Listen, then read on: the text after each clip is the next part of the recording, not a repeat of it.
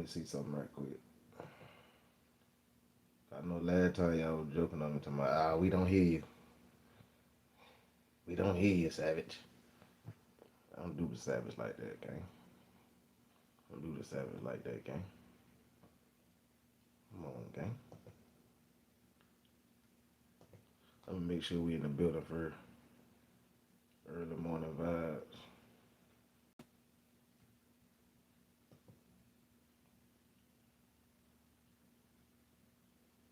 Yo, mic check.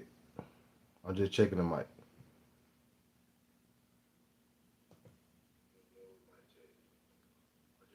Oh, okay. Okay. We good on the mic. We good mic, gang. We good on the mic. We good on the motherfucking mic, gang. No cap. We good on the motherfucking mic. What's up, bud? Did it be early morning with me? Early morning vibes, nigga. 5 a.m. Type shit, nigga. Yeah, 5 a.m. type shit. Nigga, I done got up, took a shower, ready. Yeah, got up ready, boy. Got up ready. Don't hit a little bit of that red just look right quick. Straight up. They said, I'm just popping in, my dog. I know you finna go up. Man, I appreciate that, gang. W. Vaughn, man. I appreciate you popping in, gang. He already know I got to go up early in the morning. Uh, yeah, I'm off today, too, so shit. I'm on this bit.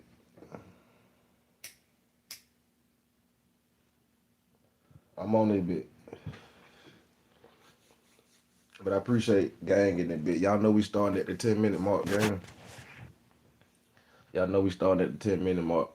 You know we gotta get into a couple topics, man. Y'all already know we gotta get into a couple topics early in the morning, man. Straight up. Hold on, let me get my coffee right. Hold on. Nigga up at the crack of dawn. Ain't I? Straight up. Straight up, gang. Hey, I'm so close I can taste it.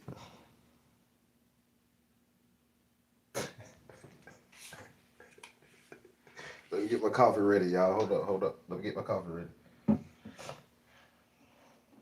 Oh shit. Get the lights so y'all know we started at the 10-minute mark. We is now at the almost the 3-minute mark. We would be starting the live at the 10-minute mark like we always do. Salute to everybody in the building.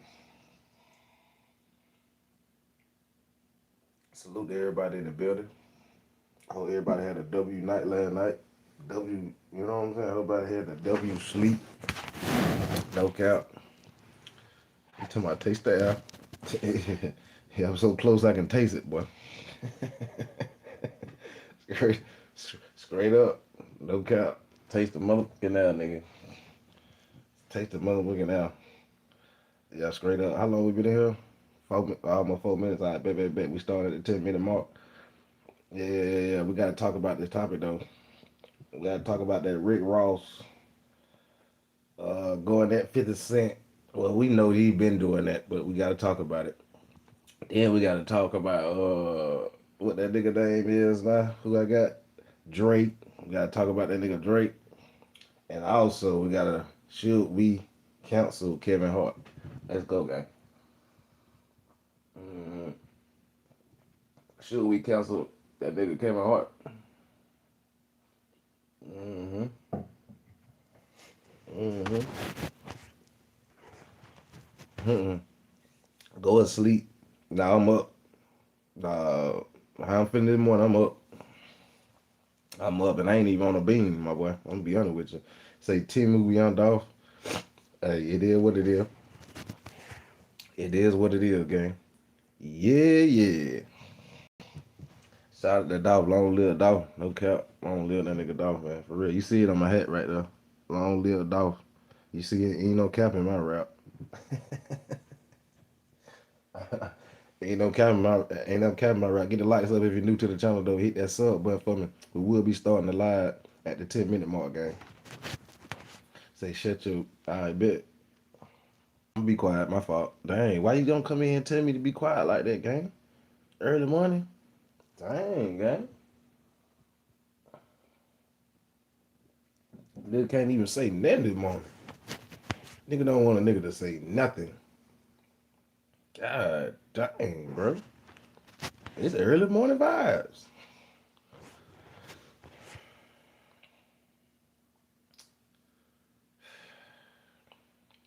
Oh man.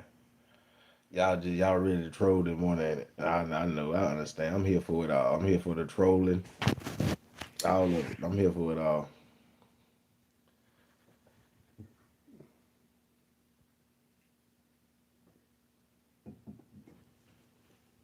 Mm-hmm. Mm-hmm. I'm here for it all though. Y'all hit can you smash the, can y'all hit the like button for me, please? I don't want to do like I did yesterday. Y'all made me mad yesterday. I don't care. I ended the whole live stream yesterday. I was just that mad. Yeah, I ain't gonna let y'all piss me off like that again.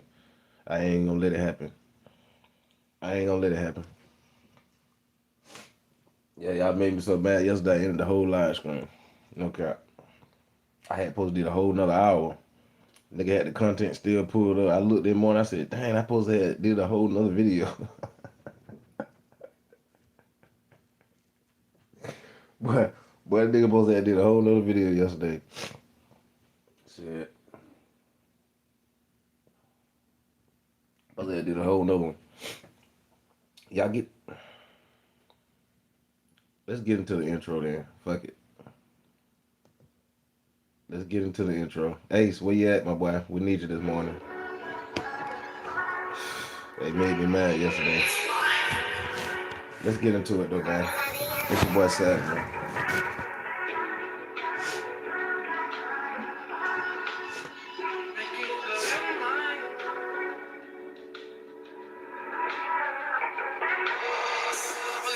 Make a motherfucker lose their mind. Type of shit I'm grinding for. I can't waste no time. Got another nigga bitch begging me for more time.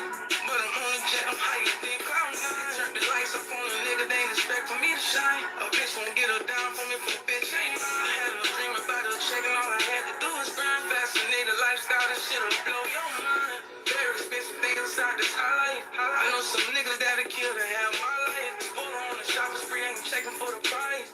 Money got no limit, you can get whatever you love. Second had to get a pro wrist like a block of ice. In this life, I took a chance, I just rolled the dice. The third trucks, I'm hitting seal, the bad bitch on my side. Some people had to leave behind, they want built for this ride. $1 million in outcash and Louis duffel bag. All you niggas hustling back with niggas, money will never let. Never lost track of times of the days week, cause I'm living too fast. Ain't shit gonna fall inside your lap, nigga, get off of your ass. I was working, trying to get to the top, all I had to do was climb. They wanna beef about these bitches when these hoes ain't worth the time. Rolex and AP telling me two different times. Never beg a bitch to stay with me if she gon' leave me, then I'm flying. All these men make a motherfucker lose their mind. Type of shit I'm grinding for, I can't waste no time. Got another nigga bitch begging me for more time. But I'm on the jet, I'm higher than cloud nine. Turn the lights up on a nigga, they ain't expect for me to shine. A bitch won't get her down for me, for the bitch ain't mine. I had a dream about her checking, all I had to do was grind. Fascinated lifestyle, this shit'll blow your mind. Baby, just bear with me, I just. Oh! Hello. Well, I know this is a hit. And I'm gonna fuck the world up with this shit. I know it's a hit. I'm only gonna play out a little bit of though. Shout out that nigga Ace, man. We got 2 minutes. Hold on, let me get this nigga out of here.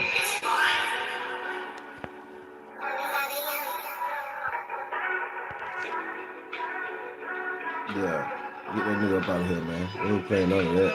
We got 1 minute before we get into the live, man. Let's go. Make a motherfucker lose their mind. Type of shit I'm grinding for, I can't waste no time. Got another nigga bitch begging me for more time. But I'm on the jet, I'm higher than cloud nine. Turn the lights up on a nigga, they ain't expect for me to shine. A bitch won't get her down for me, for the bitch ain't mine. I had a dream about her checking, all I had to do was grind. Fascinated lifestyle, this shit'll blow your mind. Very expensive things inside this high life. I know some niggas that'll kill to have my life. Pull on the shopping spree, ain't checking for the price. Money got no limit, you can get whatever you love. Second had to get a pro wrist like a block of ice. In this life, I took a chance, I just rolled the dice. The third trucks, I'm hitting seal, the bad bitch on my side. Some people had to leave behind, they want built for this ride. $1 million in outcash and Louis duffel bag. All you niggas hustling back with niggas, money will never let. Never lost track of times of the days week, cause I'm living too fast. Ain't shit gonna fall inside your Black nigga get off of your ass. I was working trying to get to the top. All I had to do was climb. They wanna beef about these bitches when these hoes ain't worth the time. Rolex and AP telling me 2 different times. Never beg a bitch to stay with me if she gon' leave me, then it's fine. All these bitches make a motherfucker lose they mind. Type of shit I'm grinding for, I can't waste no time. Got another nigga bitch begging me for more time. But I'm on the jet, I'm high, you think cloud nine. Turn the lights up on a nigga, they Let's go. expect Let's me get to into the shine. live A game. bitch won't get her down for me for bitch. Had a dream about her shaking, all I had to do was grind. Fascinated lifestyle, this shit'll blow your mind. Straight up, man. Let's get into this live, man. Let's get into this motherfucking live, gang. Let's get into this live right quick. What's up, Lucky? Like that gas up for me, then. Like that gas up. You got that look like a Reggie tree. Yeah, that look like a Reggie tree. That don't look like a gas tree. That look like a Reggie tree. No cap. I said like the gas up, not the Reggie. Let's get it though. Let's get into this. Rick Ross. This gonna be the first one we do. Rick Ross with going at 50. Drake. You know what I'm saying? You know how he do. You know how 50 do, man. You know how 50 you know how Rick Ross do, man. Alright, let's get into it. Shout out to the Remy Network, man. Rick Ross's album drops June 12th. You know what I mean? It's called Something in Stone. What's it called? Something in Stone. Rick Ross got a new album coming out. I bet the bitch be jamming though. Let's not sleep on Rose. That's what we not gonna do, nigga. I'm sick of the hate, man. I'm sick of it. I'm sick of the hate. Rick Ross is the best rapper ever out of Miami. You know, when it comes to Florida niggas, there is no rapper. If y'all can name him, let me know right now. Who's topping Rick Ross? Any nigga say Trick Daddy. Any nigga say, yeah. It is Flow Rider shit or, you know what I mean, Pitbull. Man, I'll be a slap the shit out of one of you niggas tonight, fam. There is no niggas in the history. Uncle Luke, there is no niggas in the history of Miami that's out rapping motherfucking Rose. Now, even though this nigga was a prison guard or whatever, you know what I mean, whatever. A lot of these niggas are fake, y'all. He ain't the only nigga fake. He used another nigga name. Well, y'all favorite rapper 50 Cent is the same exact shit. Let's not always go off on Rick Ross. It's a lot of fake ass niggas in the game that wasn't what we thought they was. Shout out to my nigga Ice Cube, one of the best rappers of all time. But Cube wasn't that gangster. He just rapped about what he seen. Right. Think about it. If Rick Ross worked in the, how come that shit work for Ice Cube? How come Ice Cube could say, I just rapped about the things that happened in my neighborhood, but Rick Ross just rapped about the shit he seen in his job? He said a bunch of niggas locked up for drugs and dope and kingpins and all kind of stories and this, that going on in Miami. How come Rick Ross can't just say, I rapped about the shit I seen and heard in my community? How come Ice Cube don't want to do that shit? Because he from down Miami, nigga. Bullshit, man. He want that street image. How come Ice Cube is the only one we allowed to get away with that story? Hey, man, I just rapped about the things I seen in my community, man. But anybody else say that, they fake. Now, I know Ice Cube is one of the best rappers to ever live. I ain't gonna lie. Ice Cube is one of the best rappers to ever fucking live. Ice Cube is probably the best thing to ever happen to hip hop. When it comes to whoever, I like his movies, bro. I went too much into his music. The big three, all that. I think Ice Cube, to me, in my book, Ice Cube is the most important thing that ever in the history of hip hop. You feel me? I'm being without you take Ice Cube out of hip hop, ain't the same. Lucky say Russell Fraud. Back on I didn't want to leave a stain on Cube name. That's my favorite rapper. It is one of my favorite rappers. Cube, Scarface, Tupac, probably my top 3 right there, man. But Rose, man, he got an album coming out. And Rick Ross done rapped his ass off, man. Y'all stop bullshit. Rick Ross done rapped his ass off, man. Rick Ross done gave us so many jams. He done grind it, I didn't see you niggas jamming and tapping y'all toes during that goddamn verses the other night. Yeah. Every time something dropping there, y'all, that's my shit. I seen y'all. Nigga took y'all down memory lane, man. But he had some little couple bangers he dropped, though. 05, 06 again. Stop bullshit, man. Rick Ross got hit after hit after hit after hit after hit. He do, though. He got a new album coming out. Smash the like button if you're new to the channel for me, gang. You gotta get ready for it, man. You know, niggas, albums and streams, shit ain't the same no more, man. You gotta have a bunch of bullshit going on to really get some streams and shit. To get some, you know what I mean? Yeah. You gotta have some shit going on. You can't just be a quiet nigga talking I'm dropping an album unless you K-Dot. Unless you, I mean, even K-Dot and Drake had a bunch of shit going on this last go round. But But Rick Ross is gonna drop another album, man. And he's doing his promo interviews, and they dropping pieces and clips of these interviews, and he's not holding back, man. And they asked him about 50 Cent, and this nigga disrespected 50 Cent and his son so goddamn bad, man. Not that 50 Cent give a fuck about the people he disrespecting. I don't know if 50 Cent fuck that little kid anymore. Ever since the Diddy trial. I don't think we seen 50 Cent with that little light skinned nigga no more. Right or wrong? Ever since the Diddy trial, I don't think we seen 50 Cent with that little bitch nigga no more, man. You know 50 Cent don't fuck with you once you cross him over. Once your mama cross him over, he don't fuck with you no more. That's how 50 Cent you down. I don't give a fuck if you my kid or not. If your mama fuck me over, I don't fuck with you. Well, Rick Ross was talking about 50 Cent today, man, and let's just check in with Rose, man, because the album's gonna drop, and Rose is not holding back, man, on his relationship with Curtis Jackson. He hold it back. Rose, the history with you and 50, is it better now? You guys now friends? Like, do you guys talk now, or is it still no relationship? Like, nah, homie, Wash. We've never been cool. From day one? No. This is a big business you guys are a part of. You guys are two of the heavyweights in the business. I mean, what is there to talk about? A lot of things to talk about. History, the beef. What kind of history? That he couldn't dress? That's all I used to tell him. Yo, you can't dress. Chill You out. don't really get no money. You don't own your masters. Chill out. Eminem saved you. Dr. Dre saved you. All the big names. Rose did it himself. I came in through slip and slide. I had to build this myself. And I'm not speaking down on him because he's in a 2-bedroom apartment, but He said that man's in a 2-bed. Man, come on, man. That man ain't in no 2-bedroom. This bitch. Bedroom apart. Yes, he does. And if he does, what does that say about him? Come on now. Chill Mr. out. Alley-oop. Chill out. Come on now. What does it say about him? You're saying 50 lives in a two. He just did a big documentary on Diddy that blew up. It was the #1 documentary for like weeks. They just use him. They'll put his name on there, give him 10K, and that's it. He don't own any of that. I know his younger son. I met his younger son. I took his younger son fishing before. He said he took that man fishing. You out, Rose. I call him Bruce Leroy. Rose, boy, you out of line, boy. You talking about you took that man fishing, that man's son fishing before. You out of line, gang. You out of line. That's something like that, a little Chinese looking. Yeah. Did you say the little Chinese looking? Yeah, he looked like Bruce Lee. Like Bruce Leroy. that's what I call him. And you took him fishing. Yeah. And 50 knew you're taking him fishing. I don't know. He may have told his dad, like, yo, Rose, you know what I'm saying? Were you guys ever good, the two of you? Who, his son? No, you and 50. No, the son mom used to be on Star Island. So little man done been there. I got it. Okay, now I know. I read that story. And when the mom be in the house doing whatever she doing, the little man done out, you know. Got it. Offered to buy 50. So this is great. I mean, See? it sounds I offered to buy the son a puppy just because I knew Bruce Leroy. What? Chill out. Chill out. that was racist.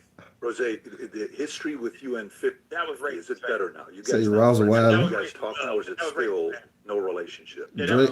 that was racist. Say you can't say I took him fishing. Yeah, Rick Ross ain't holding back, man. Rick Ross, remember this though. If y'all want to know why Rick Ross is playing, Hey, he was out of line for that, for real, Drake. don't forget. You know what I Hey, mean? Lucky say Ross Wilder, he wildin'. The big lips and the tongue. You know what I mean?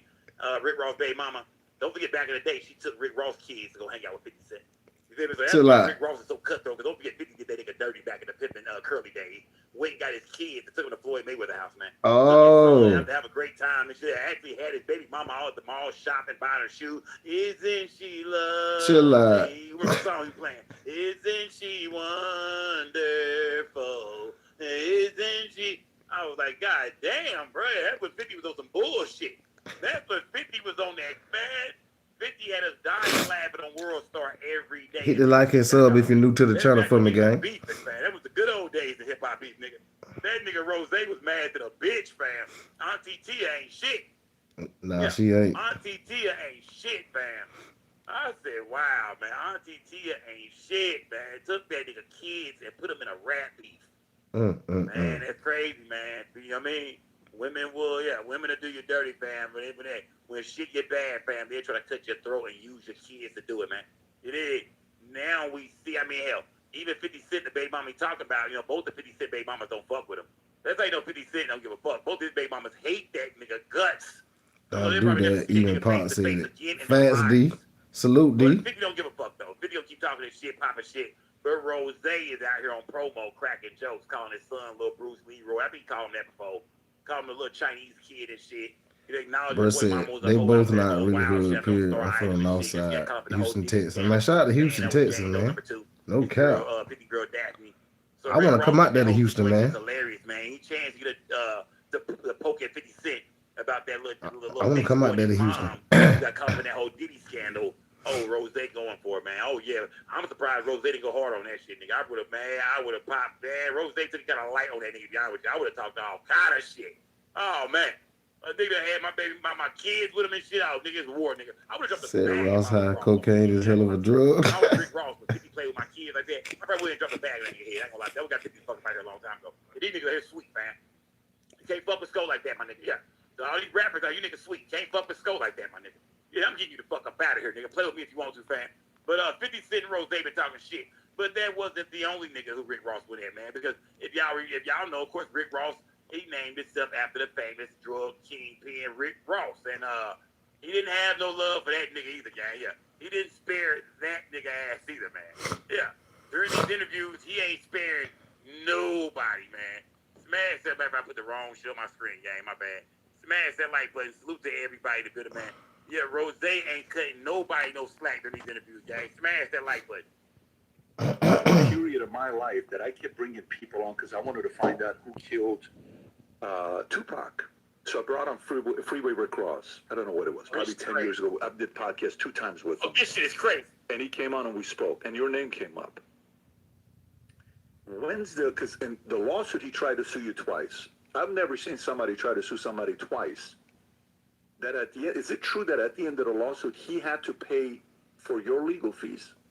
I say Pac is He better. wasted a lot of rap people's product, time. competition, rap method. I versus hope good he's rapper. coping with the crack addiction that he been dealing with this whole time, and I hope your listeners. I hope you didn't disappoint your listeners listening to that shit. Oh, wow. I just hope Somebody did say that, looking. man, you gotta maintain a certain level of quality, and you've allowed it to dip To a few putting times. him on.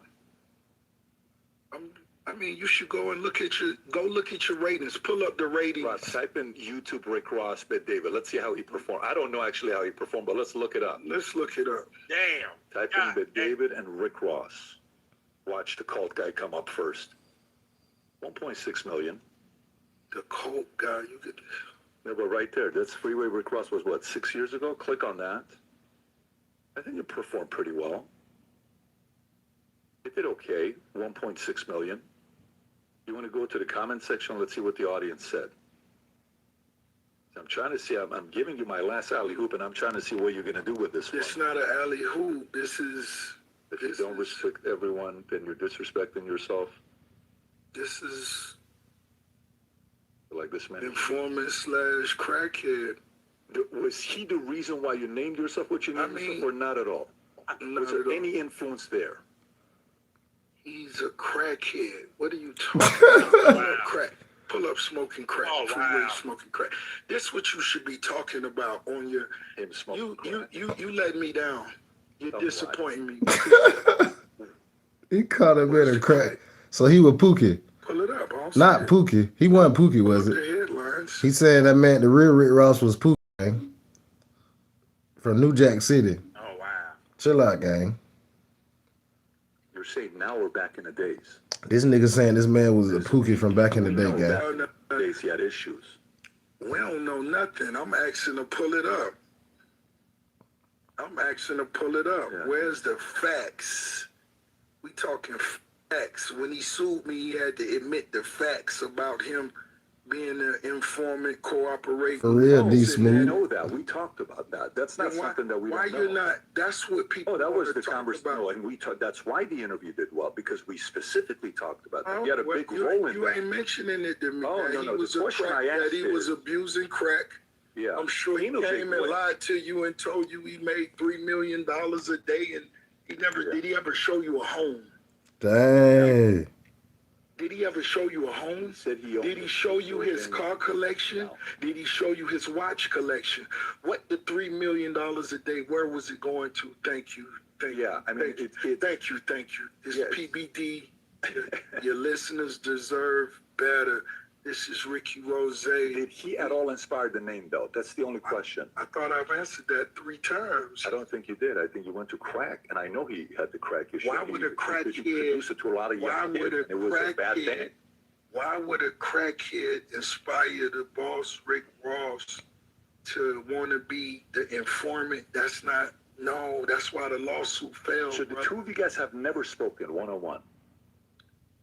Brother, you're lowering the standards of the interview now. We can't focus on crack. If I ran a poll, We can't focus on crack. I have a car show coming out that's so huge.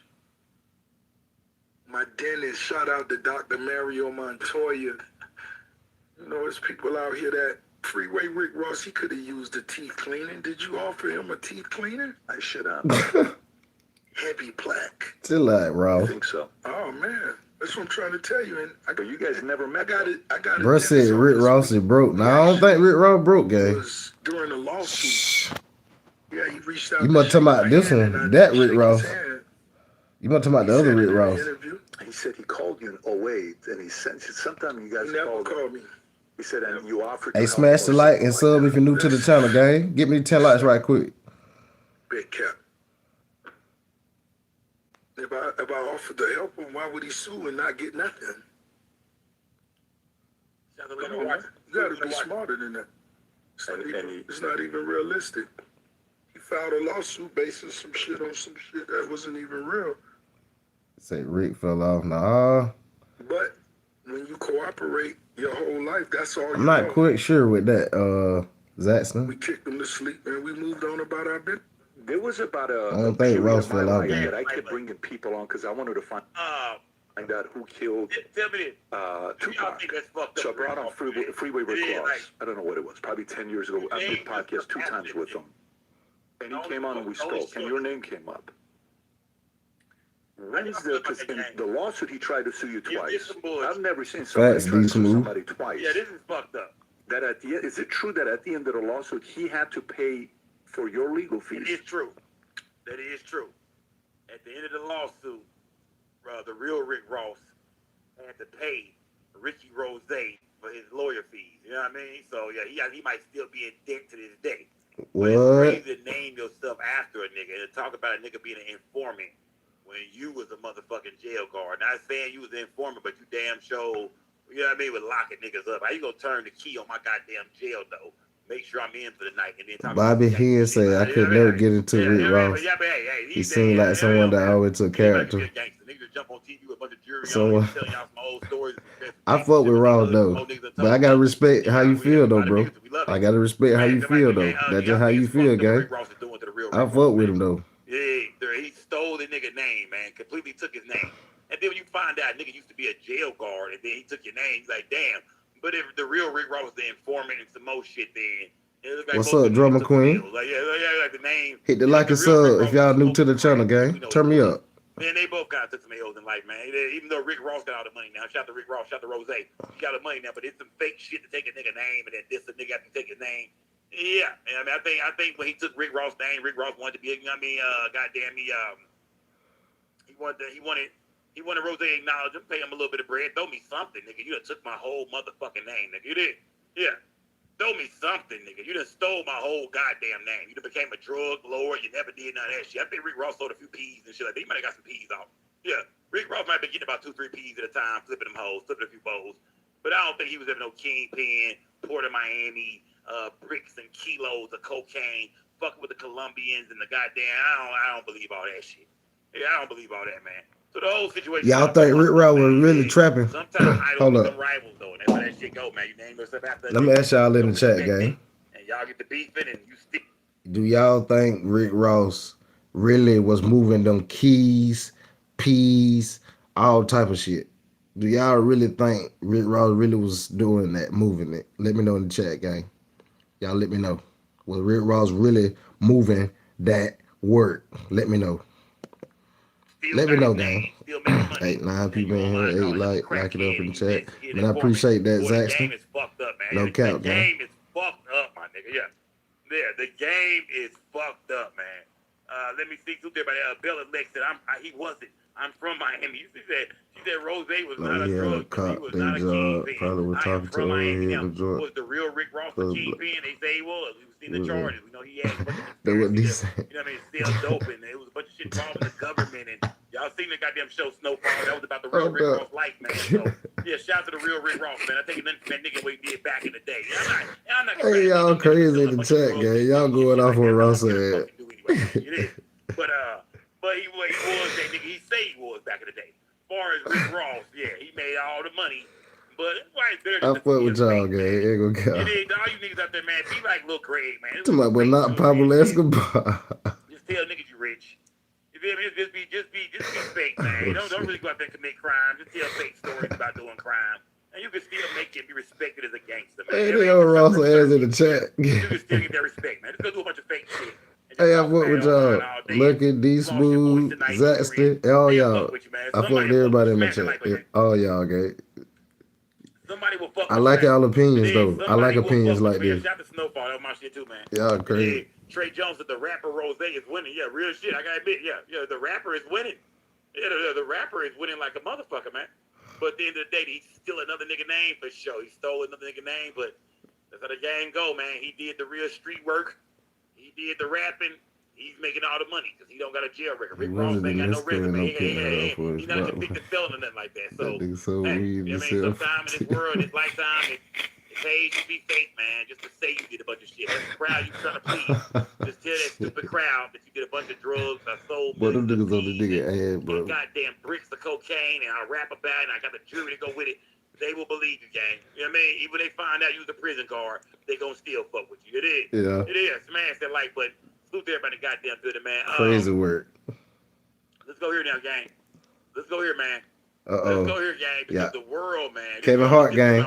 What y'all think about this Kevin Hart thing? Let's go. Yeah. Oh, yeah. The Loud House that sold at 50, right? Sold at 50. 50 took another nigga name. Even though they say 50 was hey, we finna get to the Kevin Hart news, gang. We finna talk about the Kevin Hart right quick. Niggas ain't say no kingpin or no shit like that, but they said Boo Boo wasn't no hoe in them streets, man. Even though I did hear about the murder, these niggas running down the boys. They say Boo Boo wasn't no hoe. They say Boo Boo was fighting back. Sure. Yeah. They say Boo Boo was fighting back. Smash gang. Kevin Hart, man. We seen the goddamn roast, man. How do y'all feel about this shit, man? The George Floyd joke that was told. Let's get to it, gang. The comedian name was Tony Hinchcliffe. Yeah, Tony Hinchcliffe was the comedian that told a racist joke about George Floyd, man. And you know what I mean? People felt like, oh man, that was the worst part of the roast, man. That was fucked. Hit the like and sub if you're new to the channel, gang. Kevin Hart. People always accuse Kevin Hart of being a coon, of being a nigga who started out on Soul Plane. I think the first movie he ever did was Paper Soldiers. Okay, I got you, TV. Dame Dash put I play after this. Movie. Soul Plane was later the second on. movie. People feel like, hey man, it was the black community, it was the poor black folks that got Kevin Hart, booming the way he did, fam. We was your very first fans, my nigga. Kevin Hart, black folks was the ones who got you, in all the movies you got now. Let's see, Kevin Hart goofy. Just like Chris Tucker, man. Once you do some classic shit or you start to get on the roll, man, black folks get behind you. They start to really fuck with you, and then white people catch on to you later on, and you become this big ass gigantic star. And once that happened for you niggas, you can't really ain't the same. Them, you know what I mean? You niggas, once y'all get some of that white folks money, get them white folks checks. Let you them have some check out time. The black folks. Y'all don't really care about the black folks no more. It's what people are saying about Kevin Hart. We done heard them say it's about a lot of comedians, including Chris Tucker, a couple niggas. We done heard them say, once some of these black, celebrities get money, the black folks put them on, we get them in the game, we get them hot. The minute they get cool enough for white people to start fucking with them, or it gets to that level, they don't care about niggas no more. And that's what people are saying about Kevin Hart. They saying Kevin Hart is a sellout. Kevin Hart allowed a bunch of white people to come to a roast. You dig? The roast of Kevin Hart, of course. It was his roast, shot by Netflix, and they're saying, nah, bruh, you let them white folks come in there and get some shit off on black people that you should have never allowed, bro. You have a lot of black kids that look up to you. A lot of do y'all think Kevin Hart was wrong about that? You and love your comedy and love your movies and everything. You were the real husbands of Hollywood. They supported everything you've ever done. You owe niggas more than to let some white folks come there and crack them kind of racist ass jokes and to let that white boy Tony Hinchcliffe come there and say what he said about George Floyd family, about George Floyd. Because George Floyd family didn't like it. George Floyd was not at the roast, of course, rest in peace. But I'm saying though, y'all. He had nothing to do with it. So people feel like I'm saying though, gang. Bump all that. Why is we holding Kevin Hart accountable for that? Why is we holding Kevin Hart accountable for that? I'm just being honest though. Why is we doing that?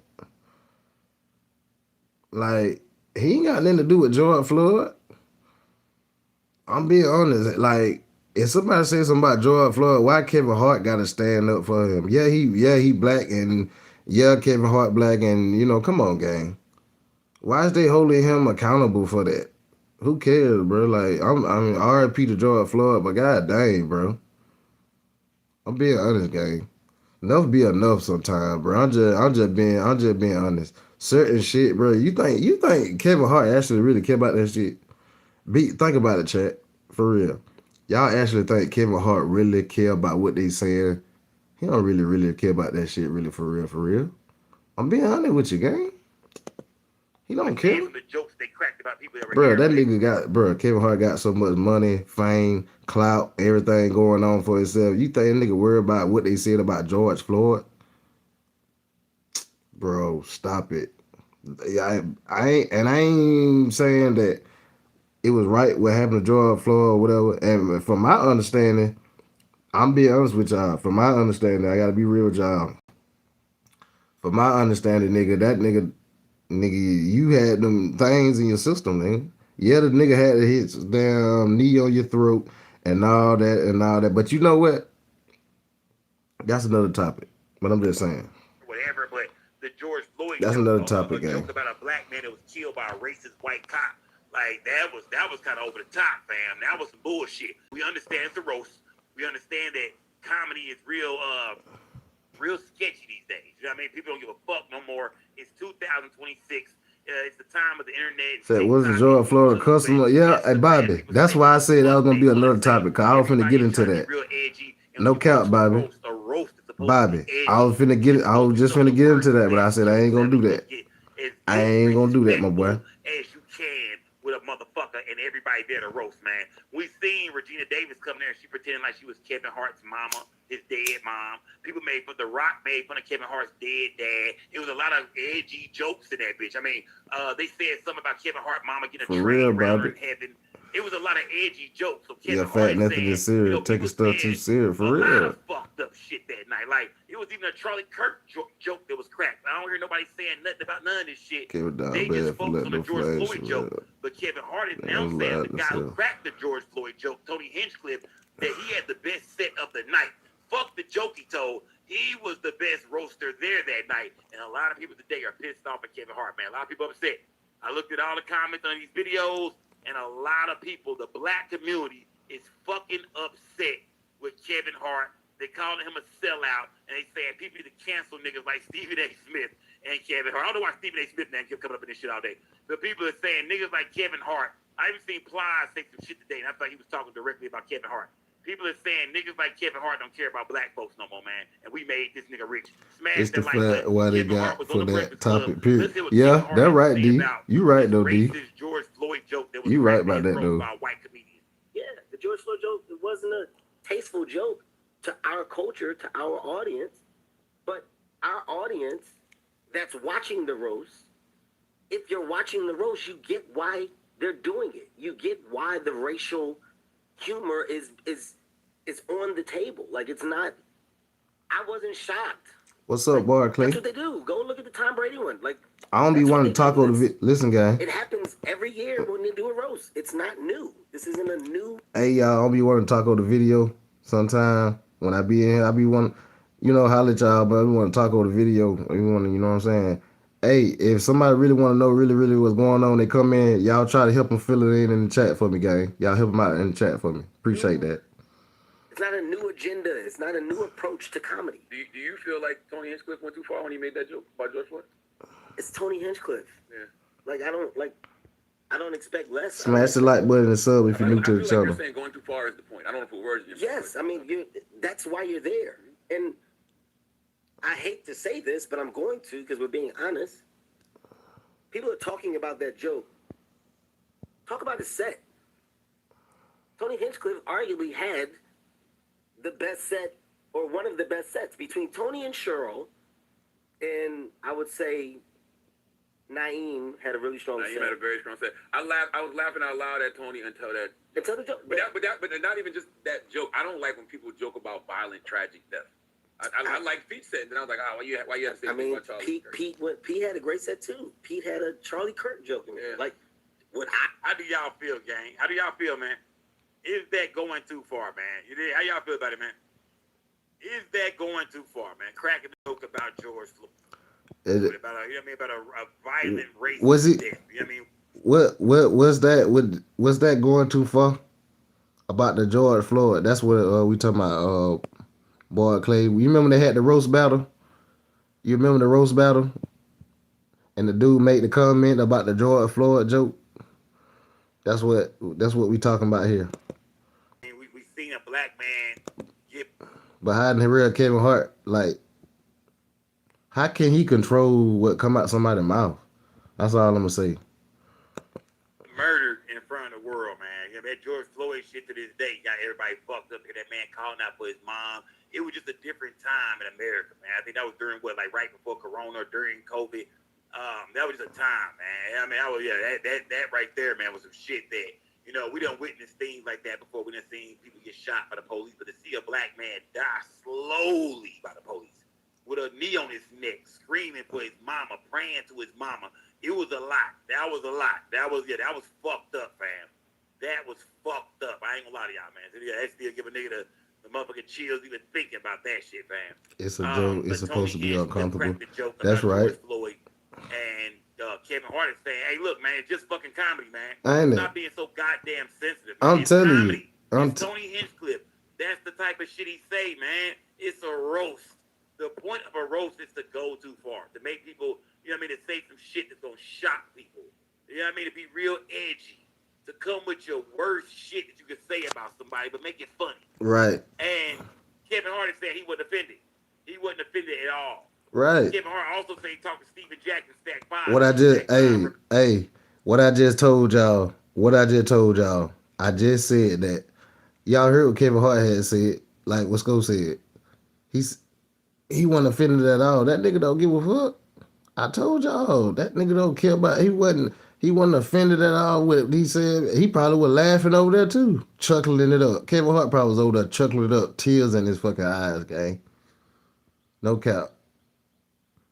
That man probably was over there with tears in his eyes, chuckling it up. Not tears from joy. I mean, not tears from sadness. Just tears of just laughing. It was a roast, man. It was what it was called, a roast. What we do with a roast? A roast get cooked on it. All right. I represent for George Floyd like a motherfucker, man. Rest in peace to George Floyd. And I don't even think when the dude said something about George Floyd, I don't think he was trying to make it right, like about George Floyd. He said a little comment, George Floyd name, that was it. It wasn't like he was going in on George Floyd the whole. Now I could see if he was going on George Floyd the whole time. I could tell then. I say, you know what? Now you out of fucking line now. You out of line now for going in like that. But he didn't go all the way in. He did not go in on that man, bro. I'm just being honest. He made a small little comment, and everybody got to pick it out. What? Yep. He talking about George Floyd. He going at George Floyd.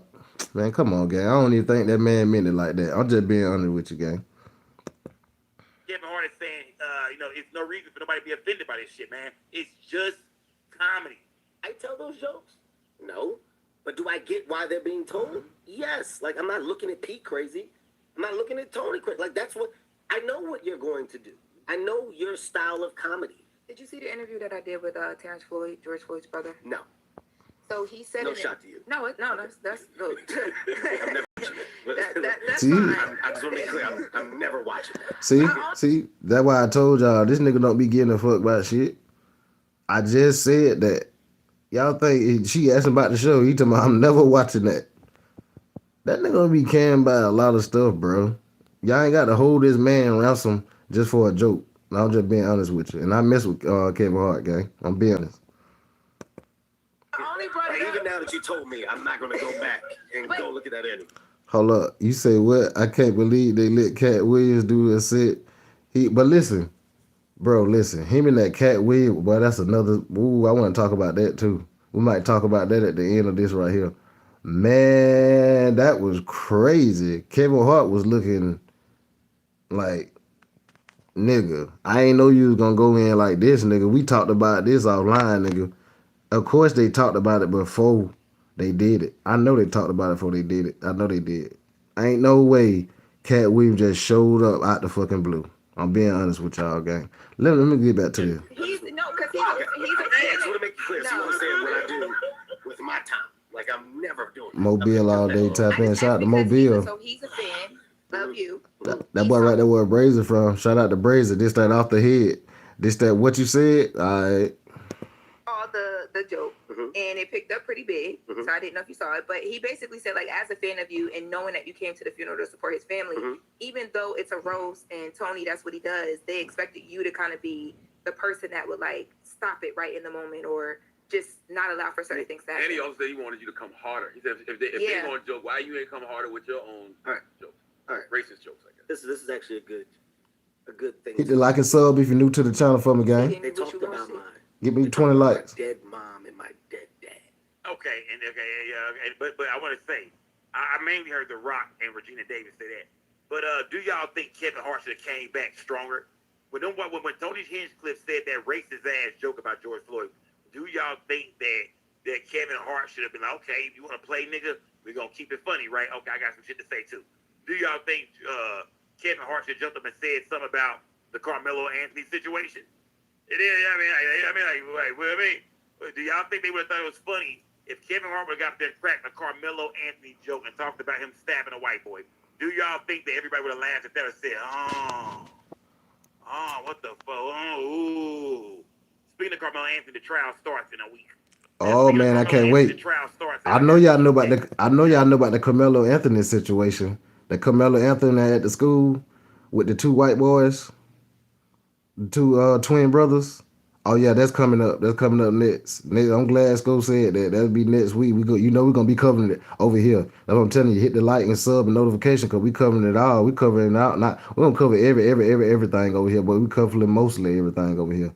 Hit the like and sub and subscribe button, gang. No cap. In a week, yeah. At the McKinney Courthouse in a week, June 1st. June 1st. June 1st. Goddamn trial starts, goddamn it. Oh yeah, I'm ready. I'm ready for that. Yeah, do y'all think that would have been something? Carmelo Anthony. Come on, man, that wasn't funny at all. Carmelo Anthony at the school, not the basketball player, This happened at a school, but we're gonna be covering it over here. Because people say, well, that was a kid over younger people, but it still hurts. It's family. You know what I mean? It's still people. You know what I mean? It's still people that feel some kind of way about that shit, man. I mean, it's going on right now, man. That wasn't funny. Do you think Kevin Hart got there and said some raw, just racist, uncut shit about a white person that was murdered, you know what I mean, by a black person, or they lost their life to the hands of a black person? How y'all feel about that shit? Kevin Hart got there and went crazy with his jokes? Because that's what George Floyd family said, or his brother said. George Floyd's brother was like, man, I wish Kevin would have said something about it, or at least got up and just shitted on them folks, man. Got up there and just said, really got his get back, man. Kevin didn't do neither one, they saying. Smash that like, but yeah, do y'all agree with Kevin Hart, man? Kevin Hart said people talk about his dead mom and his dead dad. To give a rebuttal to. See, They talked about my dead mom and my dead dad. Said that they were running a train on my mom and that was hilarious, right? That was crazy. Yeah, that was Regina killed that. Right? Yes, oh, wait, that's right. You probably should say killed that. The jokes about Kevin was on a slave ship in a bottle with like the ship in the bottle. Like, I'm going to appreciate humor. I don't get affected by the attempt of humor. I get it, right? In this case, like, do more. It's my production. We're live. The more is what? Like, what is it that you expect me? You want me to take a live production and stand up and fight Tony or have a reaction? Like, Tony told a joke. It wasn't a tasteful joke to us. We didn't like it. Okay. Hey, man, fuck that joke. We move on. I don't understand why we stand on a hill and it becomes like this big thing of like, oh man, the motherfuckers, they do this and they're attacking the culture. It doesn't have to be that. It literally is either you're a fan of this level of content or you're not. Or you're not. And if you're not a fan, then you don't watch it. So my last note for all attached to this is very simple. Okay. Whatever the headlines or whatever the dialogue is, my rebuttal is simplicity. Remove me from it. I didn't say it. If you are upset that the night went on, that's a different conversation. It's nothing I can do. It's a production. Y'all rocking with Kevin Hart? It's a live production. Oh, y'all rocking with Kevin Hart? I'm not compromising the live production. Kevin Hart said it's a live production, man. It's like me. Once I say some shit, this motherfucker, y'all can't take it back. Y'all got it. Once I say some shit, I cannot take it back. Kevin Hart is saying, look, y'all, it was a live production, man. I didn't know what everybody was gonna say, but I knew he was gonna come with some shit. I knew there was gonna be some crazy shit being said. But I had just said that. I said he can't control what come out everybody's mouth. I just said this, gang. I just had said this. The man can't control what come out of everybody's mouth. And I haven't saw whole show because I went to sleep last night. I ain't see his whole show. I saw some of it, but I ain't see none of it. I started watching it this morning. But I was telling y'all that Kevin Hart couldn't control what was coming out of people's mouth. To be honest with you, that's what I was trying to tell y'all, gang. Hit the like and sub if you're new to the channel. Reacting. You know, we understand maybe he couldn't have stopped it, but should he have reacted? Should Kevin Hart have acted the damn fool and stopped the roast? Should he have jumped up and punched Tony Hinchcliffe in the face? What should goddamn me Kevin Hart have done at that time? He jumped up and said the most racist shit he could about white folks and just went on a rant about white folks and the ones who lost their life. She started cracking O.J. Simpson jokes and, you know what I mean? And yeah, she started cracking jokes about O.J. and Nicole and yeah. What should Kevin Hart have done, y'all? And I'll put that link in the chat. Because after Kevin Hart, I want to hear from some of y'all tonight, gang. I want to hear from some of y'all tonight. How do y'all feel about this? Is Kevin Hart a sellout? Yes or no? Smash that goddamn like. But y'all put some color in my chat. Donate to the platform, gang. It's Big Skull Gang. For a reaction of what? What do you want me to do? Compromise. Bro said compromise. Fight afterwards? You want to turn it into what? Kevin so short. That's not what I agreed to do. With the little tree. Hella funny. Weird space we in today. Facts, Lucky. No cap. I also got the cap. rebuttal. I also got to say shit at the end. Real talk though. What are we dealing with here? I'll say it again. Stop talking as if I said it. So when you say the family and the family's affected, I didn't disrespect the family. Showed up for the family when it happened. Made sure that the family felt supported. Made sure that all things there were actually cool. Behind this. So Kevin Hart is saying that when George Floyd passed away, he actually pulled up and met the family. He did. Yeah. They say he actually showed up and supported the goddamn family. You feel me? Kevin Hart met the family. You know what I mean? That's what the family say. It kind of hurt, man, because we got a chance to meet Kevin Hart when George Floyd passed away. And he came to support us and hold us down, and to let some shit like that be said at your roast, fam, at your event on Netflix with, hell, billions of people watching. Fact. They was like, that was fucked up, man. Do y'all agree, man? If y'all I don't know. George Floyd family, Like I said, I don't think it was messed up. Hold on, gang. Just as an example. Y'all smash it like Person that I talked to, Hold on right quick, I'm man. not even going to tell you something. Stephen Jackson. Oh, I know you. That's my nigga. Hey, Stack, let me just call you, man. So I can explain to you like the road of the roast, X, Y, and Z. We talked. I get it, Kev. We had a great conversation. That's what I mean when I say, hey, man, let me call the one person after. And that's before whatever you're talking about. That's immediate. That, hey, Tony threw one out there. It's this and this, but you do know that that's what this shit is a roast. But I just want you to know from my side, that man is on his own. You ain't lead with that, Kev. You should have been leading with that the whole time. I don't need to. People just want to know you can. I don't fucking need to prove to people that I give a fuck. Yes, you do. No, I don't. Oh, wow. No. Okay. No. Okay. If you open that door, Okay. then that's the door that people expect Let's go, to Katie. why the See, fuck do I need to do that? I think it's because of how much the George Floyd situation affected so many people. I think I get what you're saying and how you stand on your business, and I respect you I'm for not that. talking about my business. I think certain did things, not say it. but their Now, perspective Rocky, is Kevin they Hart have to what, at man? Kevin Hart's roast. You Kevin can't- Hart you can't is like, Kevin he's Hart. out, like so many of us support you. I You're got these ours. things. They just I want to got- hear you say. okay, I got just want to these hear you say what you said today. It's tasteless. You actually Yeah. reached out to somebody who's considered your That's family it. to say, I don't let think- them know. That's all. I have the best of them. If I go to a nightclub, My fault, gang. like we're celebrating, right? And 2 people get killed that night at the nightclub. What's the headline? Kevin Hart's party got shot. Shot Two up. people 2 got people killed at died Kevin Hart's at party. Kevin Hart's party, right? People may say, I'm not going to Kevin Hart's party again. Man, you can't go to Kevin Hart's shit. Kevin Hart's shit ain't safe. I ain't fucking with Kev. You heard what happened? I go, but I didn't fucking do it. I didn't even know the people that fucking was shooting. I didn't even know the 2 people that got killed.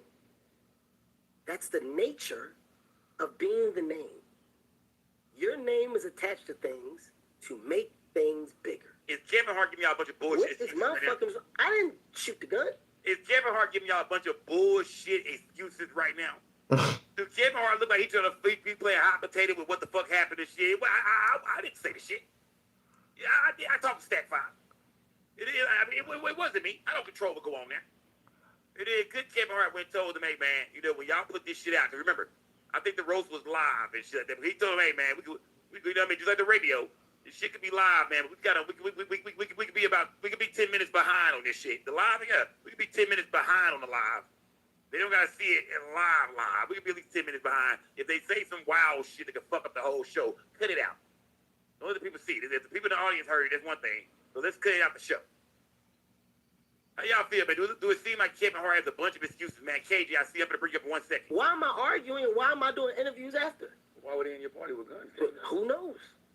I don't work the metal detectors. I'm not the security guys. The club does all that. I don't have those answers. You understand what I'm saying? Like the responsibility just it starts to compile as if I'm the one in charge. We are not in charge of the dialogue from anybody on that stage. The only difference is I just said that. Kevin Hart said I just said that. if you invited them to the party and you knew they was coming and you knew they was gonna be there, and you know they potentially might know what be they get into. goons, Okay. like you know how Tony get down. Okay, so the Tom Brady roast was a big hit. Yep. Right?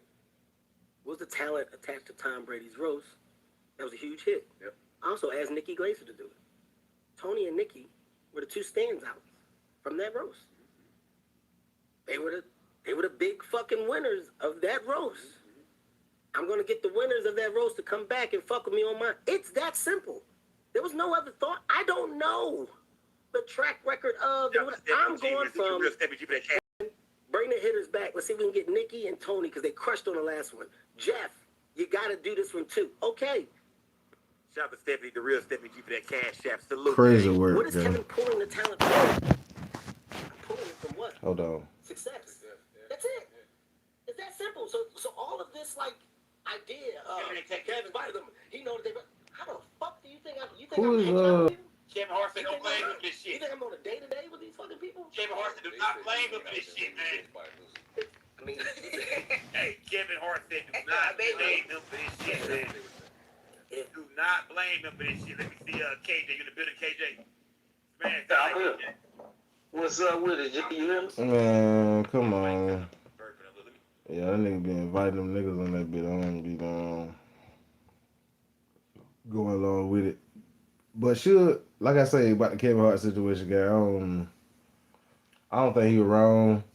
Like I say, he could control what coming out of people's mind. You know, that's how I feel. I don't know why everybody going so crazy, but like I say, it's all entertainment, it's something to talk about. So hey, why not talk about it? That's how I feel about it. Hold on, let me get me another coffee right quick. Y'all light that gas up if you smoking. Hold up.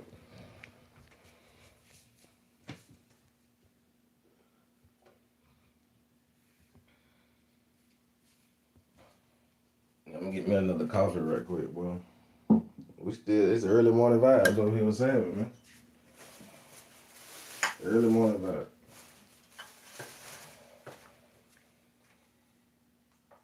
Yeah, early morning vibes over here with Sam. No cap.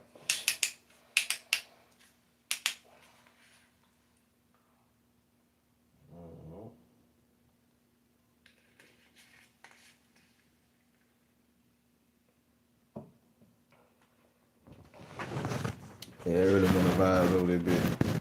What y'all got going on this morning? We got some more news to break down. We got some more stuff. What y'all got going on, though?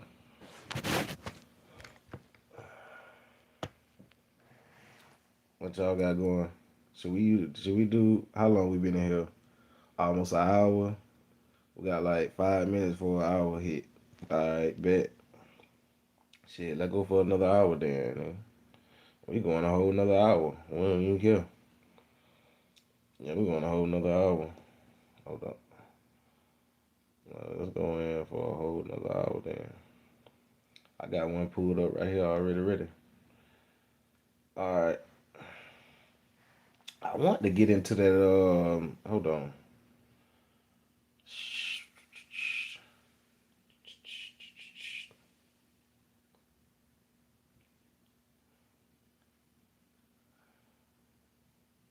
Let's get into this documentary right here. The hit that nearly got Boosie put to death. Let's get into this. I was gonna play it last night, but shoot.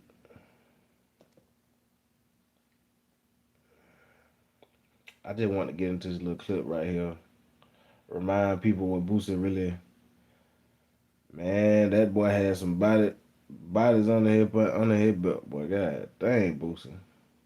But you wasn't playing with it. Nigga, you had some shit going on, man. I'm glad Boosie done calmed down, boy. No cap.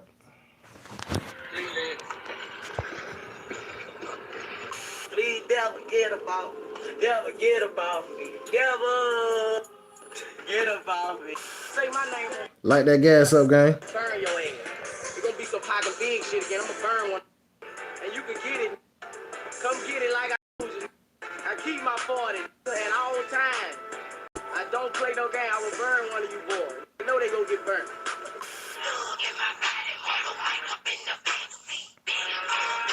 District Attorney Hiller Moore says it's quite possible Lil Boosie is connected to a string of murders. Police recently arrested 9 men for the deaths of 6 others. Police say Boosie is part of this web. They say rolling up? Okay. That's what I'm talking about. He's the only one charged with each. Michael Louding had a smirk on his face as Judge Trudy White ruled from the bench.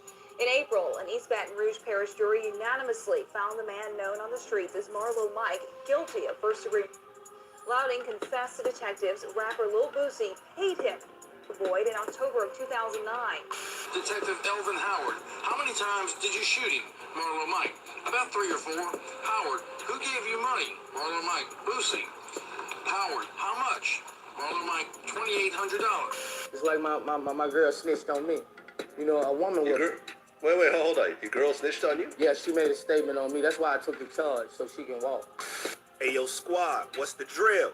You know I got y'all on everything, right, man? So y'all asked, and now I'ma deliver. Today we gonna spit the real on the Louisiana legend and OG Boosie Badass. A lot of people see him smiling and living large now, owning his own record company, sports agency, doing movies. But before all of this, he was just a young and thugger with heavy power in the streets. Boosie dang near survived everything, but it nearly cost him his life. In this video, we gonna focus on his murder charge, how the court nearly got him put to death using his own lyrics, and his alleged shooter who got a tattoo saying, "Yo, Boosie, who's next?" I kid you not, man, it's like something straight out of a movie. So without further ado, let's skip the play and get down to business. When you talking about Baton Rouge, Louisiana, the conversation has to mention Torrance Hatch Jr., better known as Little Boosie, also known as Boosie Badass. Boosie came up in the city with both parents, but it was anything but a model home. Boosie witnessed things no kid should have ever seen. His pops was an OG in the streets, and at times things got out of hand where he abused his moms, but Boosie never ignored the good about him. Unlike his brother, he was a daddy's boy to the core of him, always in the streets. But that boy used to smoke them big blunts. And my daddy was he was a G. Boosie used to smoke them goddamn big blunts, man. Oh shit, my bad. I gotta re-get the ad thing, gang. My bad. He was a G in the hood, you know. Always hung under my daddy, so. Which is why his passing affected him so much. When you lose that kind of love, like. You spiral out of control, you know. I just stopped everything. Before Boosie was even 14 years old, his father succumbed to his illness after living with a tumor on his brain. It's also speculated that he was murdered. That's when everything changed in Boosie's life. From there, he went on to stay with his grandmoms, where the environment was surrounded by hustlers, gangsters, and street dealers. Boosie was tired seeing his mom struggle, and with his pops gone, he knew he had to do something to bring a change to the house. Instead of getting a 9-to-5, Boosie became his environment to secure a bag and better their lives. He had hoop dreams that was nice on the court. I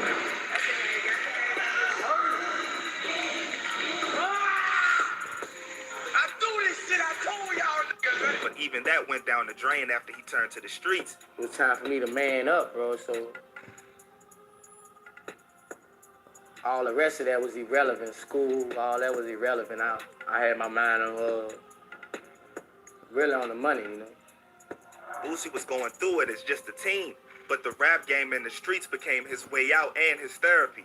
In the late 90s, Boosie would join the rap collective concentration camp after being introduced to member C-Loc that took him in and mentored him in the rap game. Boosie was featured on group albums like Thug Brothers and C-Loc's album It's a Gamble. Boosie's raw, unique style and authentic hood bars quickly captured the ear of the streets in tracks like Outlaw with C-Loc. Lil Boosie wasted no time feeding the streets. He dropped his debut solo album, Youngest of the Camp, and it was up. From there, he released street banger after street banger like solo albums for My Thugs, Badass, and collaboration projects, Ghetto Stories, and gangsta music with his day one homie, Webby. Everybody listening to our ears not trying to, bite off us. We've been dropping hits. You ever run into any of the cats that bit off you? We ain't ran into them yet, you know what I'm saying? But they know who they is. And if you was outside and down south around that time, then you already know Trill ENT had the streets on lock for a little bit. Boosie was taking over Baton Rouge, Louisiana, and reaching worldwide, spitting the real over beats. He was certified on wax and certified in the streets. A youngin' but a shot caller with the hood behind him. Yeah, everywhere I go, I'm talking about every corner I touch, they damn near running behind my car. Boosie, you know what I'm saying? On the OG, oh, they love you. Boosie was strapped and ready for war, letting it be known. It was only a matter of time before the law targeted him, though. The day finally came when cops caught Boosie lacking. October 2008, East Baton Rouge Sheriff's deputies found a bag of dope, a cigar loaded with herb, and another unspecified illegal substance, and a strap in the car. He was charged with possession of weed and a possession of a firearm with a controlled dangerous substance. With his legal team putting in work, Boosie struck gold, getting a plea deal that cut his potential 10-year jail sentence down to at most 2 years, of which he had to do mandatory. The last time Torrance Hatch, aka Lil Boosie, was on WAFB, it was last November. He was spending time at home the night before beginning a 10-year jail sentence for a third offense charge and probation violation. Trouble easy to get in, but it's hard to get out. Boosie caught a break, but the judge wasn't letting up. He made sure to let Boosie know any slip up and he's for real lucky. Pressure on his top. Okay then. I about knew Boosie was about that life anyways. No cap. Who remember that DVD right here? I tell you what, y'all remember that DVD? Hold up, let me go back to it. Y'all don't remember this DVD right here? When Boosie came out with this DVD right here, nigga, I liked this DVD right here. No cap. I missed it with this DVD. That one that one Tootie was real small. Tootie was so small because he was like, we got Tootie. No, he said we got Boosie badass. Then he said this Tootie. I remember he first introduced Tootie to us. He was a baby. And because he was about to get ready to go in the mall, that nigga said, I keep my 40 on my mall. He said, I can't take my 40 in the mall. Man, I remember this DVD here, man. I gotta get this DVD. I forgot the name of the DVD, but I gotta get this DVD back. Looked at me and said, "What's up, Boosie?" He called me by my nickname. What you think I'm? You gon' railroad a nigga and lose me in the system, but like C-Murder and Mac, I refuse to be a victim. Boosie was given an ankle monitor on house arrest, but the judge was in the cut, and that's a scary sight. Boosie was caught violating probation when the judge found out he broke his house arrest. The judge put Boosie away with the quickness, sending him to the pen to serve 4 years of his 10-year sentence with the probability of getting out, and 2 with the 5-year probation. The cookie was crumbling bit by bit. He was going away with 7 kids and 1 on the way. Boosie is a strong dude, though. What he didn't know was the hell he was about to get raining down on him. And early some real nigga. 2010, Baton Rouge state and federal law enforcement leaders began an investigation into a string of South Baton Rouge murkings and non-fatal shootings. This led to a series of indictments. Unlucky for Boosie, that led cops right down to him for the hit on Terry Boyd. Boosie was now facing a first-degree hit charge for the 2009 hit. Boosie was snatched up along with 8 others involved with a total of 6 bodies. Aside from the other 8 men, one in particular played an important role in Boosie going free or being given capital punishment. 17-year-old Mike Louding, also known as Marlo Mike. District Attorney Hiller Moore says it's quite possible Lil Boosie is connected to a string of murders. Police Police recently arrested 9 men for the deaths of 6 others. Police say Boosie is part of this web. One other name stands out, is the only one charged. With his name coming from the homicide guru Marlo Stansfield on the TV show The Wire. Marlo Mike was so ruthless, allegedly, that officers reported him as being, and I quote, a teen hitman with the mind of a maniac, a rogue gunman, haunted by a demonic choir of voices hollering, kill. Goodness. Marlo later confessed to 9 bodies, dropping his first when he was a youngster. I mean, even younger. 9 people. He admitted to that? Yeah. Wow. That's why he in jail. I am Come disciplined on. physically. Vlad was asking him about Marlo Mike. That one Vlad was asking him about Marlo Mike, gang. Hold up. Crunch. Light cookie Man, they doggone ass. Come on, gang. enriched with protein. There we go. They never had not one witness on him. On none of those murders. But that's not even the most savage part. Marlo Mike was at first flipping on Boosie, saying Boosie paid him $2,800 to murk Boyd. Detective Elvin Howard, how many times did you shoot him?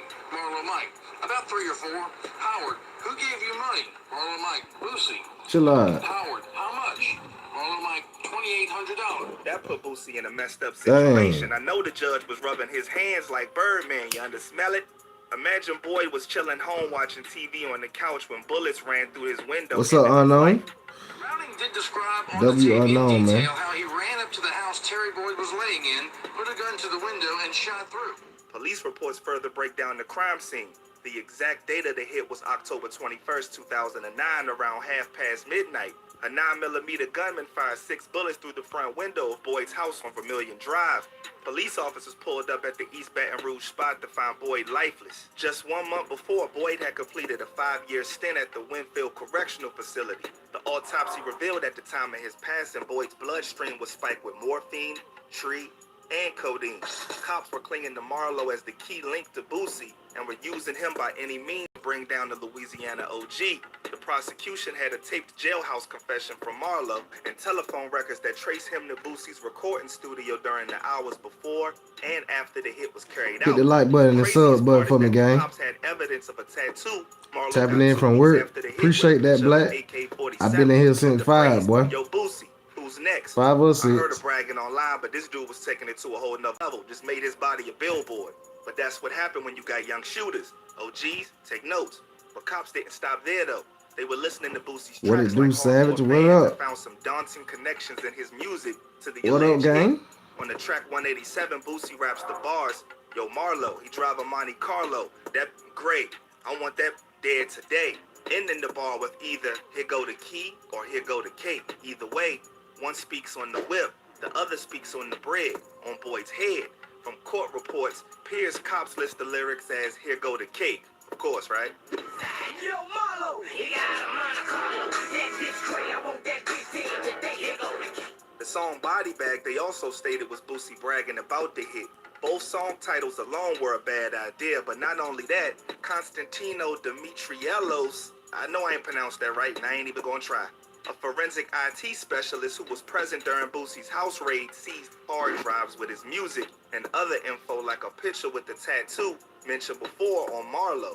Doing his IT shenanigans, he determined both 187 and Body Bag were recorded the night of Boyd's shooting incident. They must have found dude from an anonymous hacker group or something. He dug up a couple other songs. N-Word in Trouble, recorded 2009 on November 2nd, where Boosie raps, I'll kill you with my money. Tapping in from LA. Shout out to LA. I got some killers on the payroll, and they know when it's time to handle biz. Lay low. Shout out to Black Mac. Shout out to Shop. May 21st, 2009, on the song Limelight featuring Hurricane Chris, Boosie raps, feelings gone, ain't no love up in my body. Marlo Mike in the back seat begging for a body. Boosie songs were coming Say back to snitching on the track. They were not done yet. Check out these 2 bars tying him to Marlo. In Limelight, he raps, N-word tried to kill me, after that a N-word stole my name. Try to kill me after that. Stole my name. This ties him into the beef with Louisiana rapper Nucy, who was beefing with Boosie after he dropped a diss named Nucy Badass, after clowning with his homies about taking the name. Double back to 187, Boosie raps, my about business, they gon' solve the problem. 5 dead in 6 months, these scared now. Whoever tried to play with me, they dead now.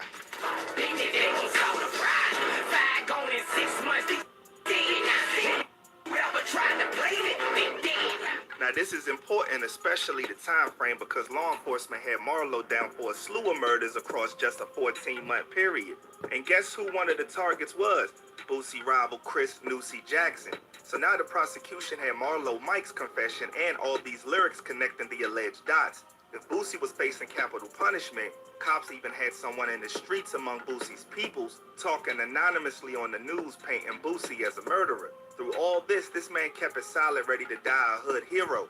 You facing death penalty, you round it, but smiling every day, cracking jokes, woo, because I never let them see me hurt. I'm not, you already got me down, I'm not finna let you see me hurt. Boosie was still thugging to feed his family, getting more charges while still in jail. Hit the like and sub if you're new to the channel for me, gang. Inside, and his baby moms got caught and ratted him out. Because a woman will break. For real, you can't trust him, baby mama. My girl snitched on me. A woman will. Wait, hold on. Your girl snitched on you? Yeah, she made a statement. Young boy clearly looked at the Boosie. Both of them snitched on Boosie was the standing on everything and saying it with his chest. And the craziest thing happened next. Boosie beat the charges. How did you feel when you heard the not guilty verdict?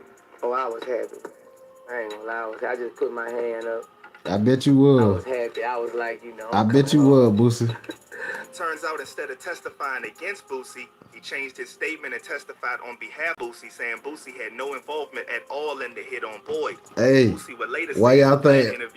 Hey, why y'all think old boy changed his testimony, gang? First he said Boosie paid him $2,800. Then he came back and said Boosie ain't paid him nothing. Why y'all think Marlo Mike changed his statement on Boosie? Let me know. Was like his son, even signing for him as a guardian at school. When he told on you initially, what did you think? This was your close friend? Yeah, this was my son. I was his guardian at school. Wow. And had no hard feelings because Marlo had wrote him in prison apologizing for what he did and letting him know he's gonna make it right. 2 months after I got in jail, I knew what he was gonna testify for.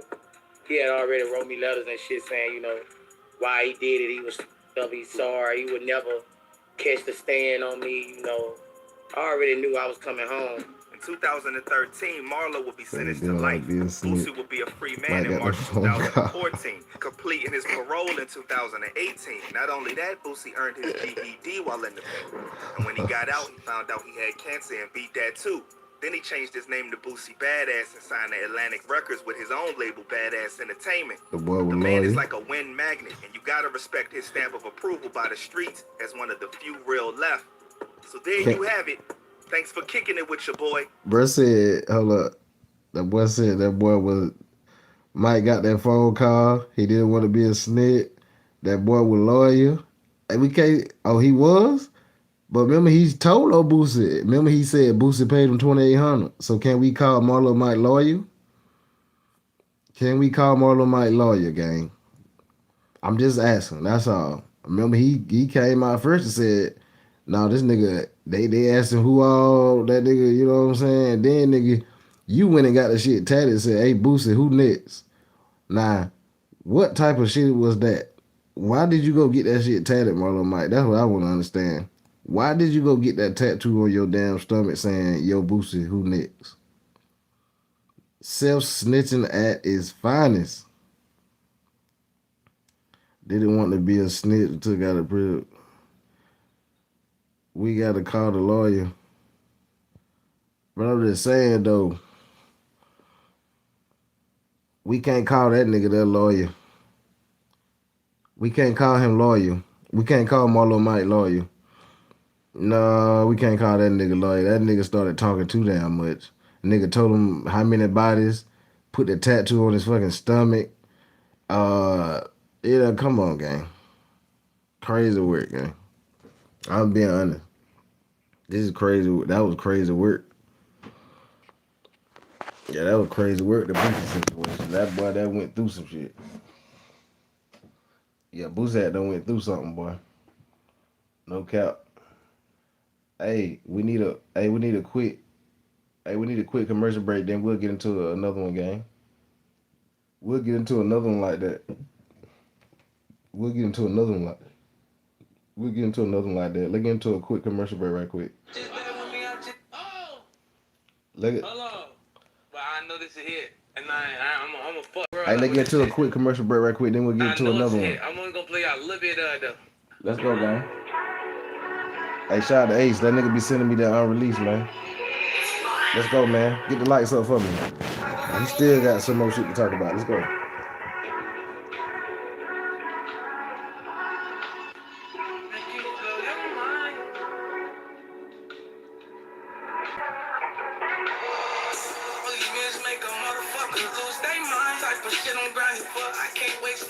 Light that gas up. Fire that gas up.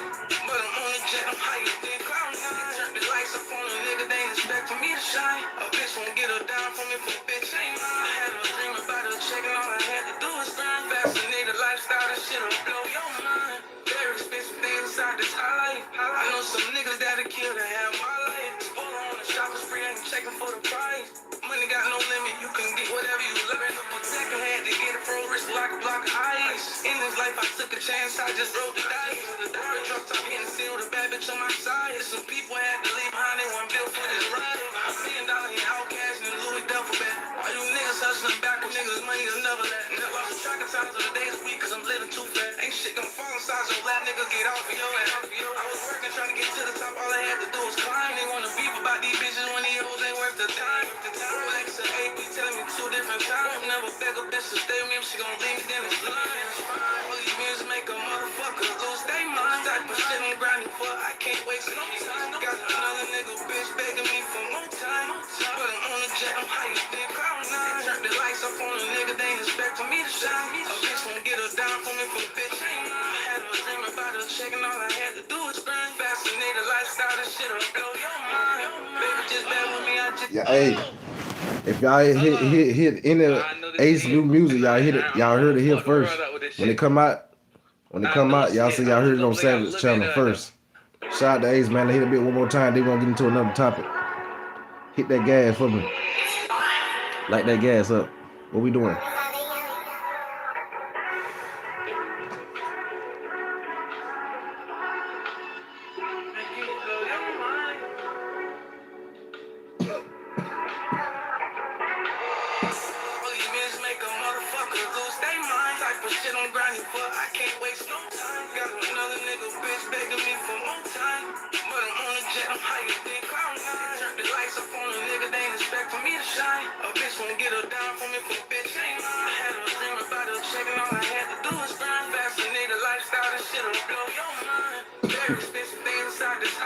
I know some niggas that'll kill to have my life. Pull on the shopping spree, ain't checking for the price. Money got no limit, you can get whatever you love. Protect had to get it from wrist like a block of ice. In this life, I took a chance, I just rolled the dice. The drop top hitting seal, the bad bitch on my side. Some people had to leave behind, they weren't built for this ride. $1 million in outcash and Louis duffel bag. All you niggas hustling back with niggas, money will never let. Never lost track of times of the days week, cause I'm living too fast. Ain't shit gonna fall inside your lap, nigga, get off of your ass. I was working, trying to get to the top, all I had to do was climb. They wanna beef about these bitches when these hoes ain't worth the time. Rolex and AP telling me 2 different times. Never beg a bitch to stay with me if she gon' leave me, then it's lying. All these bitches make a motherfucker lose they mind. Type of shit I'm grinding for, I can't waste no time. Got another nigga bitch begging me for more time. But I'm on the jet, I'm higher than Cloud9. Turn the light. That Ace. Hey Ace, boy, you need to drop that, boy. Drop it. Drop that big. You don't be bumping it. Anyway, man, let's get into some more. Let's get into some more little news, man. Okay, we just talked about Boosie. We done talked about the Kevin Hart. We done talked about Rick Ross going at 50 Cent. If you haven't saw the Rick Ross and 50 Cent, you might want to take this, rewind it back. Like after you get done with this, though. No.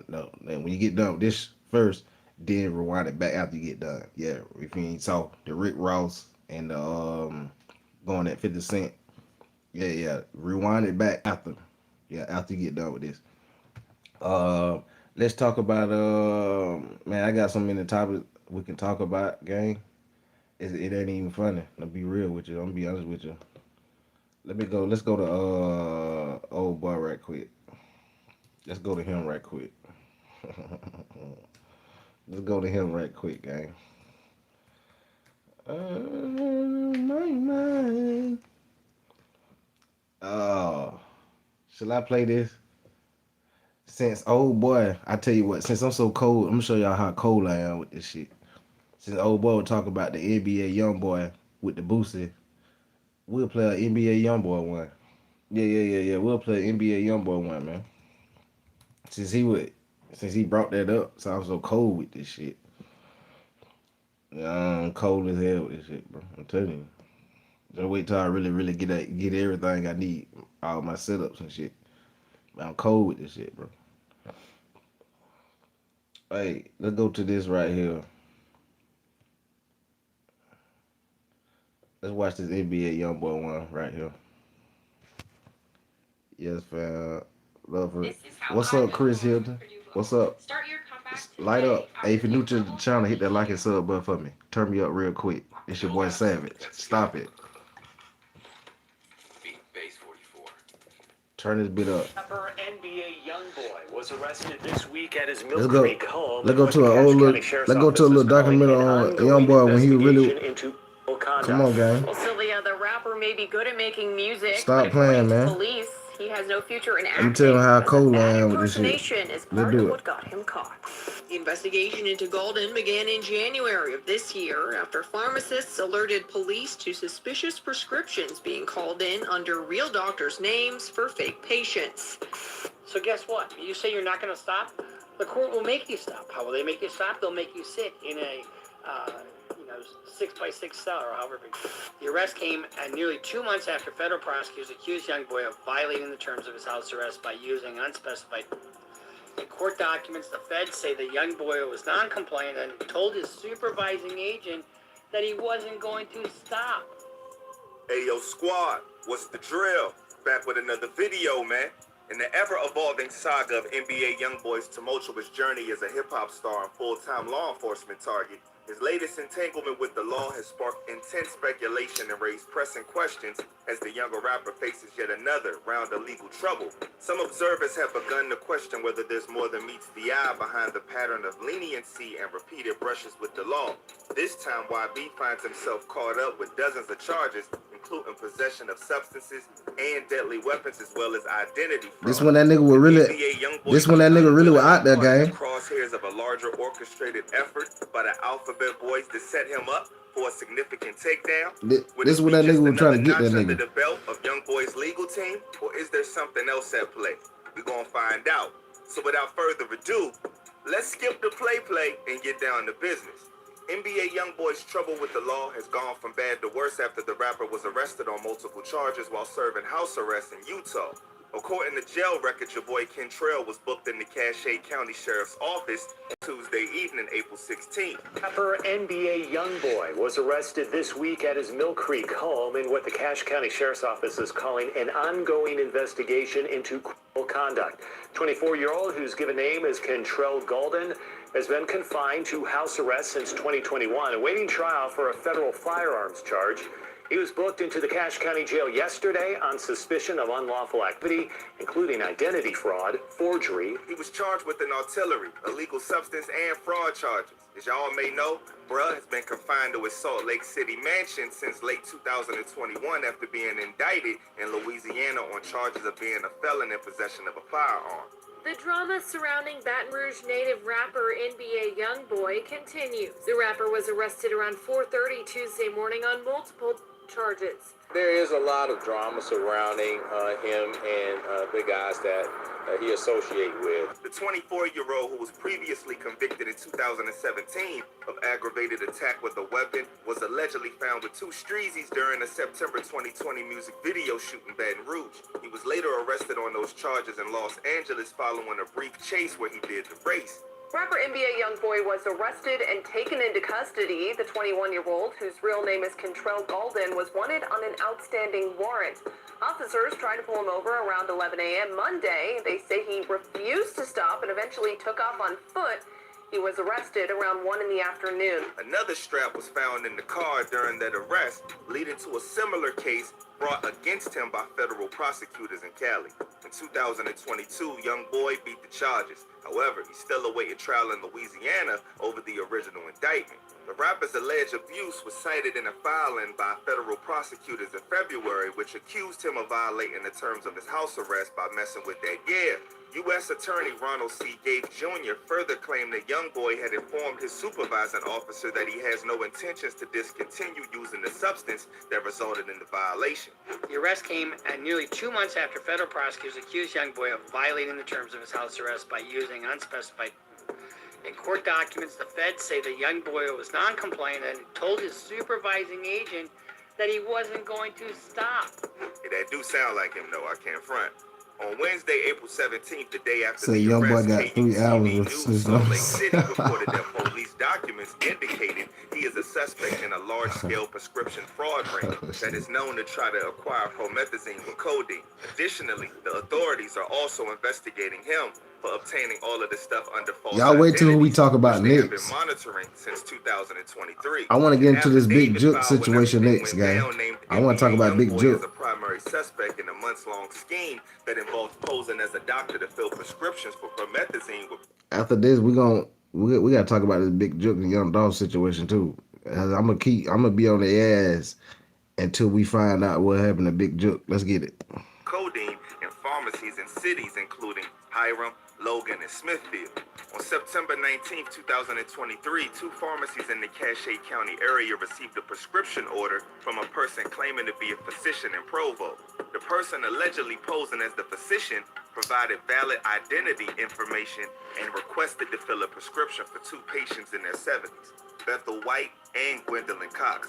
In both instances, the real physician, who was not identified, told the pharmacy that he did not have patients with those names and said his name and credentials are being used fraudulently. Well, Sylvia, the rapper may be good at making music, but according to police, he has no future in acting, as a bad impersonation is part of what got him caught. A third fraudulent prescription for the same thing was allegedly called into Smithfield Pharmacy on January 17, 2024, again by the suspect identifying as the physician. The prescription was for a patient that had a similar name as before, but with a different birthday. Pharmacists That boy, were young hella boy, been suspicious out there, about boy. the whole thing and attempted to reach out to the physician, but the call was disconnected. According to documents, Nielsen began investigating the alleged fraud scheme amid the January incident. 2 women allegedly arrived in a white Chevy Tahoe, registered the young boy to pick up the prescription from the Smithfield Pharmacy. Cache County Police detained the unidentified woman and they were later arrested for the alleged involvement in the prescription fraud ring. The investigation into Golden began in January of this year after pharmacists alerted police to suspicious prescriptions being called in under real doctors' names for fake patients. Around That that nigga trying same to get time, geek, the boy. 24-year-old appeared on a podcast where he discussed the pressures of being under house arrest. Nielsen said that Yeah, that boy trying to get Gwendolyn geek. Cox requested to get in touch. However, during Sitting in the conversation, house all day like the that? allegedly offered White as the last name instead of Cox and did not provide a full date of birth or a home address. During the That nigga was trying to conversation get with geek, Gwendolyn, boy. it was very clear that a fake voice was being used. Court documents detail an alleged conversation between Nielsen, Kentrell, and the rapper's brother, which included questions about the prescription medicine for Gwendolyn Cox. The affidavit also lists a handful of fraudulent activity under the Provo physician's name. All of them were prescription requests for promethazine with codeine for patients in their late 60s and 70s across Utah pharmacies. In the home search of the rapper, police found a strap that he claimed belonged to his wife, 2 bottles of an antibiotic, Yeah, right. and several bottles of promethazine and codeine. Boy, that boy was trying to get geek. Also seized all electronic Hey, devices in the home. boy, young boy was in that bitch trying to get geek, nigga. Nigga, hey, that nigga was in that bitch geeked and paranoid. They talking about they found the scrap. Talking about he said it belonged to his wife. Yeah, right, nigga. Using that bitch geeked and paranoid. Stop it, young boy. Golden allegedly did not provide passwords. According to the affidavit, YB's previous run-ins with the law date back to 2018 when he was arrested for alleged aggravated attack and kidnapping. He was arrested again in 2019 and 2020. In March 2021, a federal grand jury indicted Golden, accusing the musician of possessing an unregistered firearm and of possession of firearms by a convicted felon in connection to his 2020 case. Since October 2021, he has been under house arrest in his home in Weber County. From firearm charges to attack allegations, young boy's legal woes has been as varied as they have been frequent. Yet time and time again, the rapper has managed to evade the long arm of the law, employing a combination of legal maneuvers, strategic partnerships, and sheer Wicked, you luck think to so, stay Wicked? out of prison. One key factor in Youngboy's seemingly Teflon demeanor has to be his ability to secure top-tier legal representation. With a team of high-powered attorneys at his disposal, he has been able to mount aggressive Yes. defenses, exploit legal loopholes, and negotiate favorable plea deals, effectively minimizing the impact of his legal troubles on his freedom. In my opinion, however, if the law doesn't want you to see the light of day, you will not see the light of day. Which brings one to wonder, why has the law chosen not to flex their wrath on YB after so many screw-ups? I mean, sure, after all of the arrests, you would think that the law definitely had YB in their scopes for close to a decade, and this may very well be true, but for some reason it seems like it's more beneath the surface of all this. I mean, sure, a great legal team can do a lot, but all of these charges that Brell was facing was nothing short of hella serious. His newest list of charges are about as long as his discography, and this time around, things seem to be a bit different. For some reason, this whole situation feels a bit heavier than all of the others. In the hip-hop world, NBA Youngboy's repeated run-ins with the law have sparked speculation. Some suggest that authorities might be letting him Say, off the damn, bro, hook surprise repeatedly you to build a up. Man, I've stronger been up case since like against him 5 or over 6. time. Chad, what's up, my boy? Despite facing serious charges, he's managed to avoid significant jail time, leading many to question if there's a larger plan at play by federal authorities to bring him down eventually. Also, many people online believe that YB's woes are partially his own fault, and they also believe there's a conspiracy to break his rebellious spirit. Due to his issues with his label in the past, it wouldn't be far-fetched to even think that the Alphabet Boys and his own label, Bro, as well what's as out the of work? industry, That's what I'm talking working about, gang. together to dim NBA Hope spirit you and had a take the grind. fight out of Hope him. you had a But only successful time will tell. work day, gang. Despite all that, now the only thing NBA Youngboy can do is Stay smart, stay real. alert, and stay real. Okay, I got that bit. I had to get my damn lighter. Hold up, gang. Make your junk vanish. Junk in the box. Yeah, young boy used to go. That nigga. Zaxby's giant chicken finger wraps are That nigga was going snack through it, packed with boy. 3 famous fingers, cheddar jack Go cheese, ahead. smoked bacon, and ranch. We still ain't heard that too much though about that nigga. Young boy like that, but his homeboy Ben 10. Ben 10 been down. I'm gonna go make that money just. That nigga Ben 10 been in the damn blog. Hold up, gang.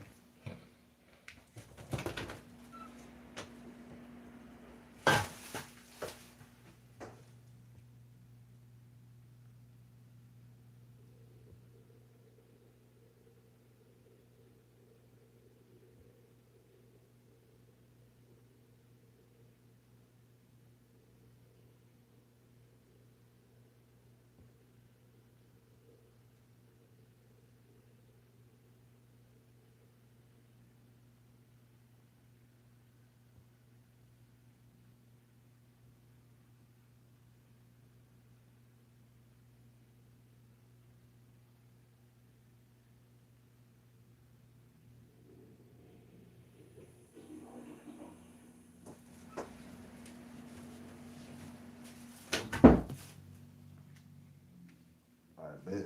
I'm back now, gang. Alright. Yeah, we gotta get to the big. I said I want to talk to y'all, bro. What's your take on the? Alright, what you doing with everything shut down again, bro? I'm gonna tell you one thing about that. You said about the virus, bro. I'm gonna tell you one thing about that. How I feel. Then we'll get to this big joke situation.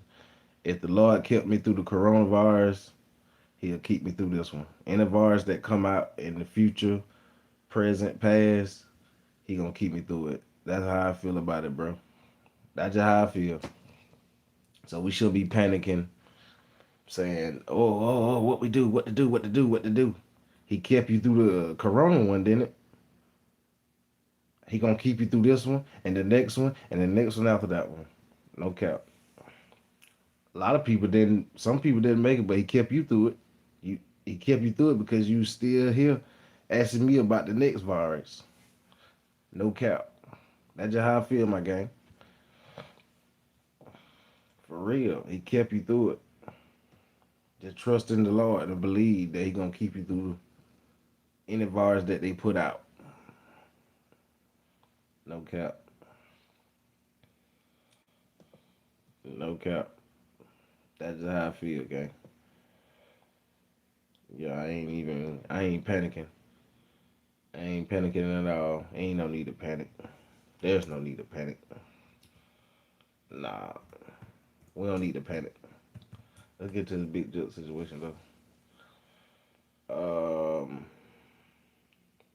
Now,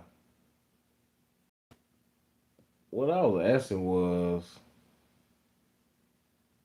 will we hear, will we hear about Big Jook? Now we done covered this over here a couple times, the Big Jook situation, but I got another crowd over here, so I want y'all to.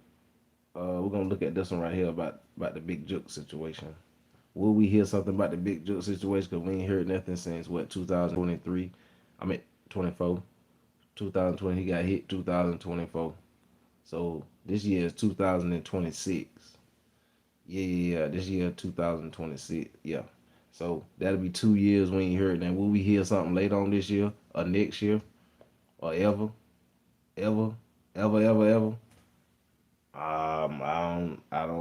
I don't know.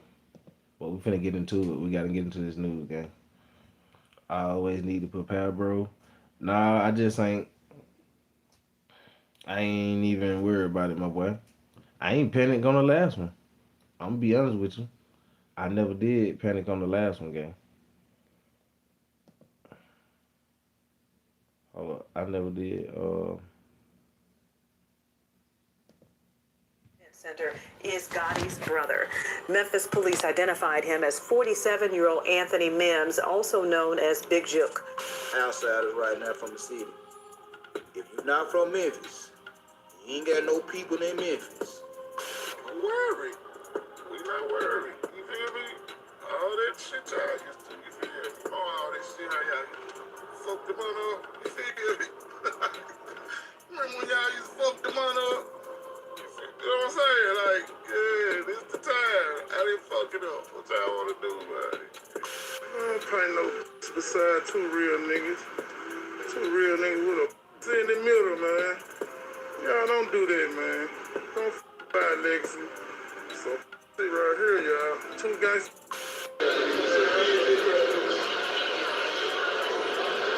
Going live, Jook. Going live. Going live. What's up, man? CMG in the building, man. Hey, we going live. What's up?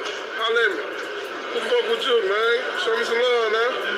Yeah, man. With my homeboy, the real Memphis. Hey, yo, squad, what's the drill? Back at y'all with another video, man. You know, last weekend, Memphis showed us once again that bad blood don't die in the streets. And this time, the one who ended up paying the price was none other than the notorious Big Jook, big brother to Memphis rapper Yo Gotti. Upon leaving his uncle's farewell service at a restaurant and event center in Memphis, Big Jook would meet his own untimely end. After being on the receiving end of 10 bullets, your boy was taken to St. Francis Hospital where he was unfortunately deceased right then and there. In the chaos that followed the hit, word on the street was that the murder was carried out as payback for Big Jook's alleged involvement in 2021 hit of Young Dolph. After Dolph's hit, Big Jook had gone live to diss him in front of hundreds of people, which Dolph's associates obviously didn't take too kindly to. I don't paint no beside two real niggas. Two real niggas with a in the middle, man. Y'all don't do that, man. Don't by legacy.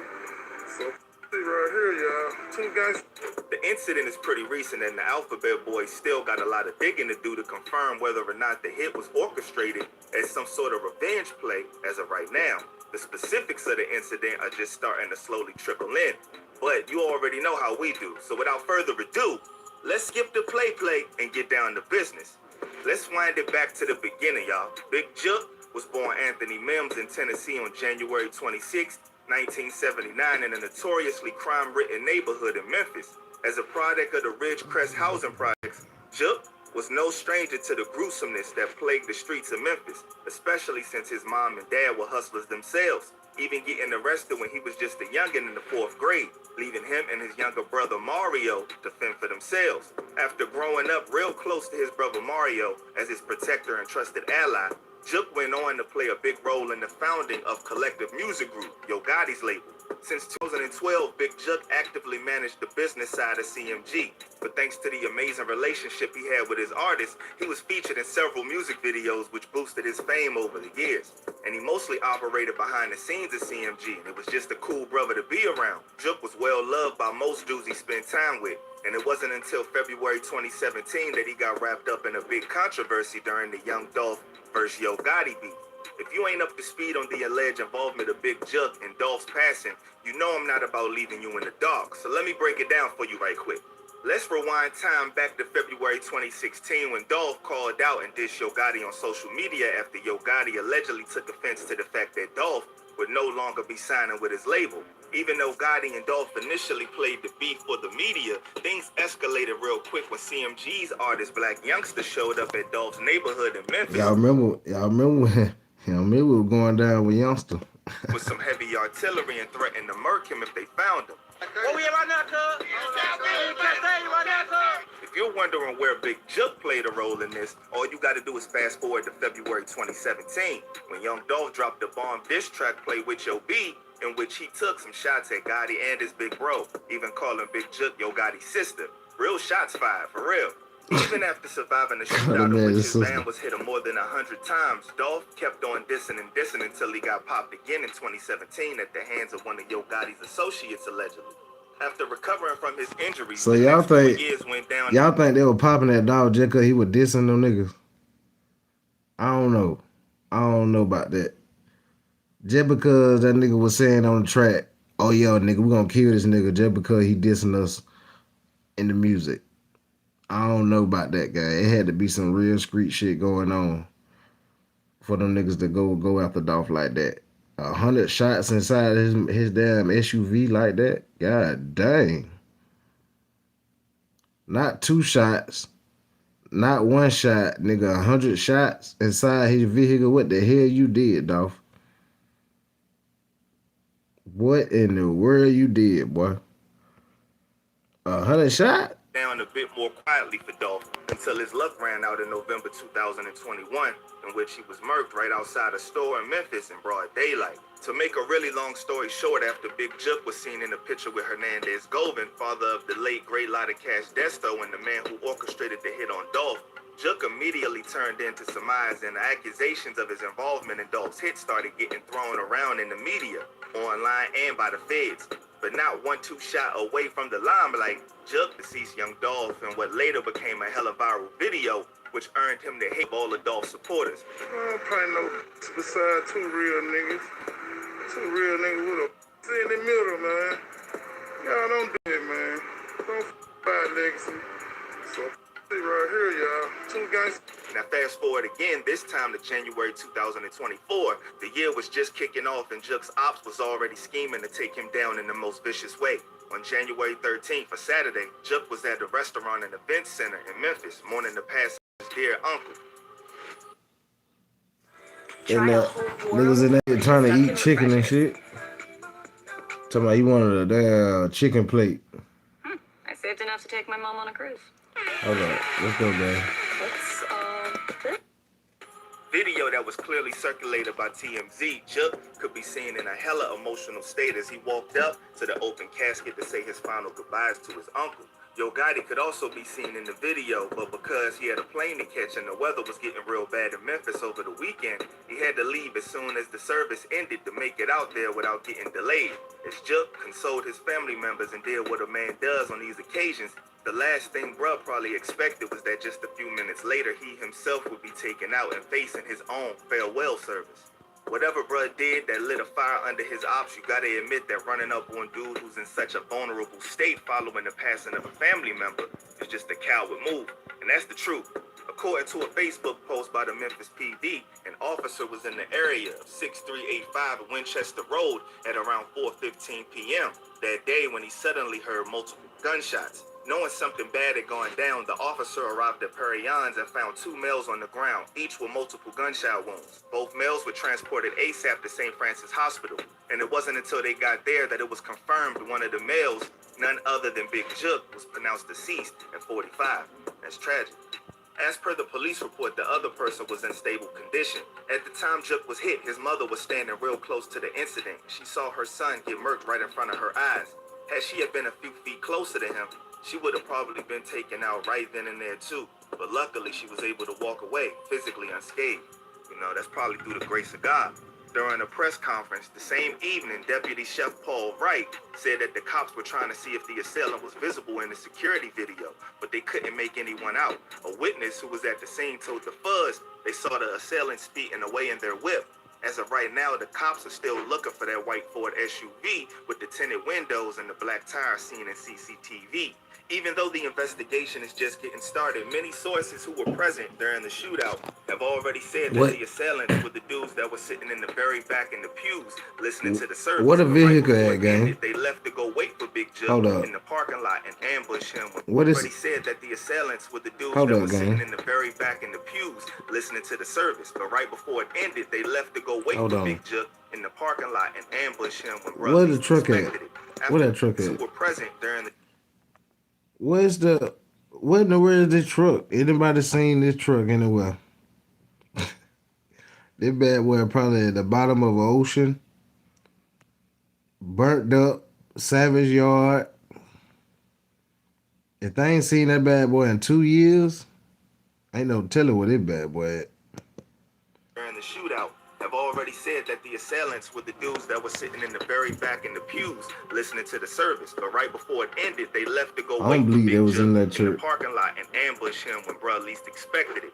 After dude's passing, a lot of rappers and fans took to social media to express their sorrow at the tragic passing of Jook, especially those associated with CMG, like Glorilla, ESTG, Big Boogie, and even your boy Meek Mill.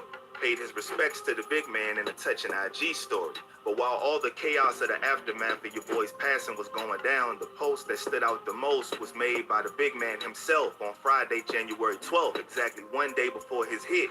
Big Jook posted a video of himself with the caption, "They don't want to face you, they want to smoke you. Stay alert to stay alive, watch your back at all times, put snakes on a plate and eat grape." As usual, lots of his fans went on the next day to claim bruh had even predicted his hit. Sadly, the one time Big Jook was caught slipping, not watching his back, and pretty much the opposite of alert was when his op seized the opportunity to wipe him off the map. Since the hit took place, bruh has been heavily criticized for not having enough security around him despite being a public figure. As it was later revealed, he only had one bodyguard on at the time of the incident. Like I said, the last thing you expect as you grieve your loved ones is to become a grieved loved one yourself. But that's the way things go down in the streets, man. Based on Jook's history, there's a very real possibility that the hit was carried out as payback for allegedly putting a bag on Dolph's hit in 2021 and later throwing more dirt on his name on his live. But only the streets have confirmed this so far. It's possible that even if he hadn't been taken out, the Alphabet Boys would have eventually put him in jail if they confirmed his involvement in Young Dolph's murking. But we'll obviously never know. Even if the two events are not somehow tied together, you gotta admit it's hella suspicious how similar the whole incident was to Young Dolph's hit. Almost like the assailants planned the whole thing out to make it an exact copy and paste of Young Dolph's hit. But anyway, as time goes by, you know we gonna hit y'all with the updates. But until next time, stay smart, Crazy stay work, alert, man. and stay real. And that's really important nowadays. And rest. What we hear anything about the Big Jook this year? That's all I'm saying, gang. We're gonna keep screaming it over here. Will we hear anything or not?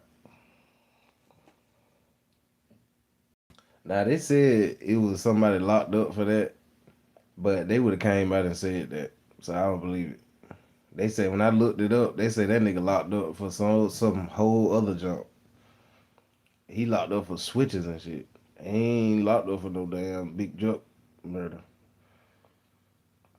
No cap. CEO Jizzle, that who they was saying that was responsible for it, but he ain't locked up for that because I looked it up. CEO Jizzle is not responsible for no Big Jook. He's locked up for switches. He had some, so he got caught with switches. Yeah, that's the only reason the CEO Jizzle locked up. A lot of people saying, yeah, that's why CEO Jizzle locked up now for the Big Jook. And they ain't announce it. Stop it. Stop it, guy.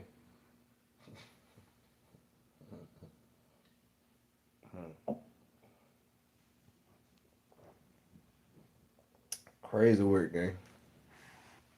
If it come out and CO Jizzle is locked up for that, I'll come back and make a video, do a live and say, you know what, I'm wrong. But I think they would have announced that and said, well, we ain't looking for nobody no more. We got CEO Jizzle locked up for the Big Juke murder. We questioning him now. He's been up on investigation. They would have came out, gang. I'm being honest. Anytime somebody do that, then that was your guided brother. So you actually think they gonna keep that on the hush? Stop it. Stop it. I don't know what the real some of y'all be thinking sometimes. I just think y'all just be down saying shit. Be honest. To be real with you. Y'all heard that?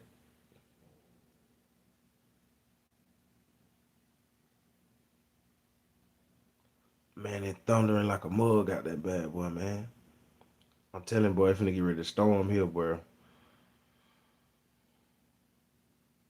Man, y'all ain't hear that big thunder just then?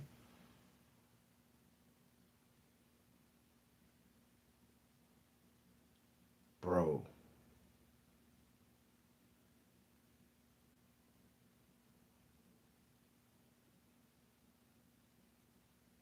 Man, bro.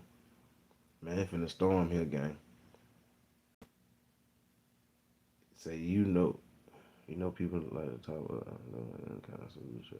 Man, they do, bro. Just be down talking. That's why I had looked it up, Mick. Mick Swagger. That's why I looked it up. I had looked it up. I said, ain't no way that nigga locked up for no damn Big Juke thing. And they would have announced that shit. Anytime they looking for somebody that done did something big to somebody and famous, nigga, they put a bulletin board. They come up with a meeting and everything. You know the thing they put out?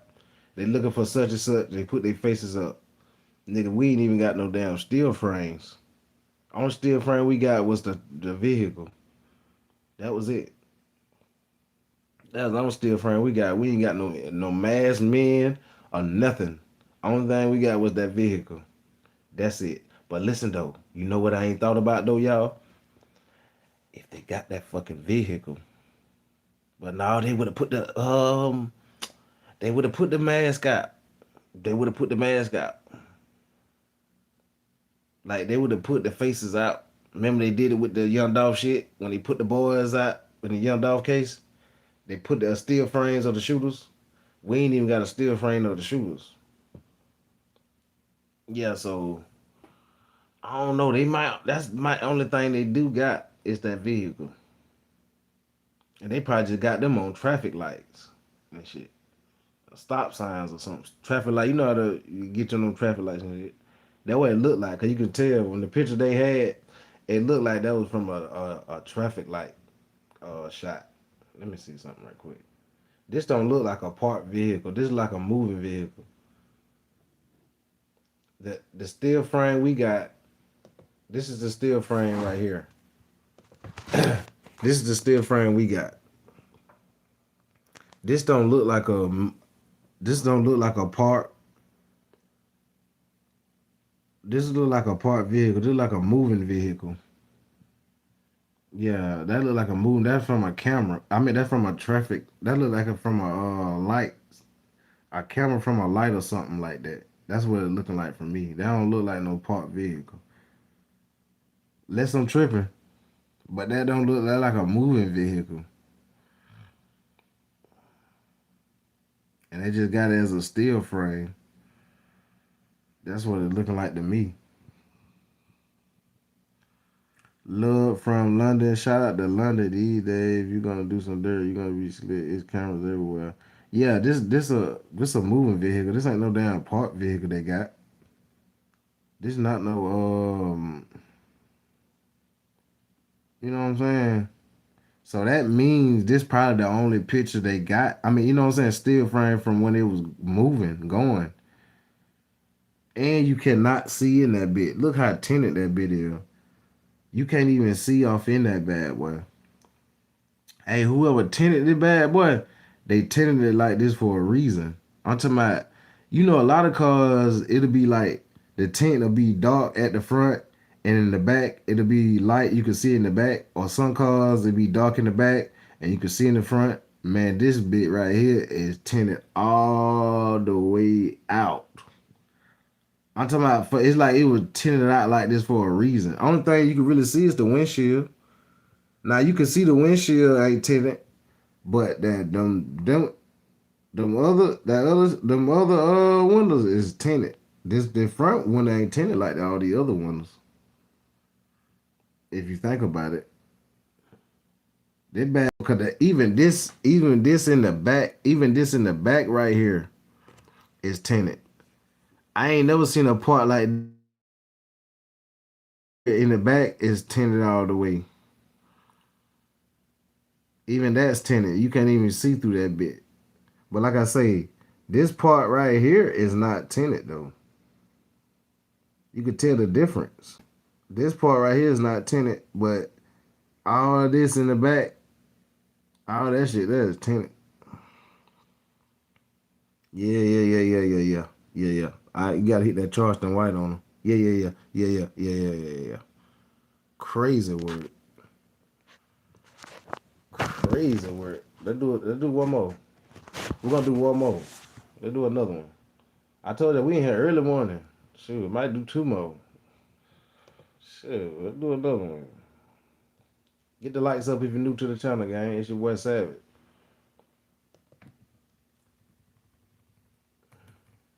But let's do why they did that to him. Let's do why they pulled up like that. Let's show y'all why them niggas pulled up like that. Why they pulled up in that white SUV like that. I'm finna show you. I'm gonna show you why they pulled up like that.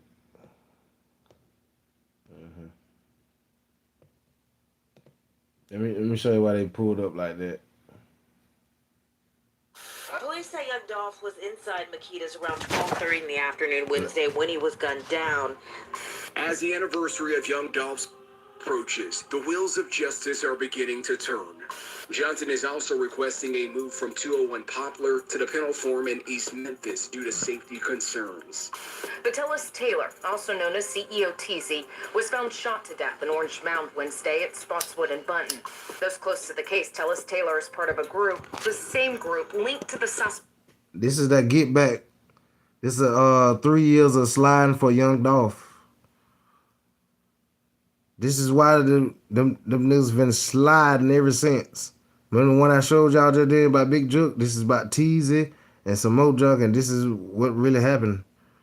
Let's go. Suspects charged in connection with Dolph's. As District Attorney Steve Mulroy says Govan asked for young Dolph to be. Mr. Govan has been indicted and is in custody for being involved in the young Dolph. He played the role of the person who solicited the murder. I don't play no bitch beside two real niggas. Two real niggas with a in the middle, man.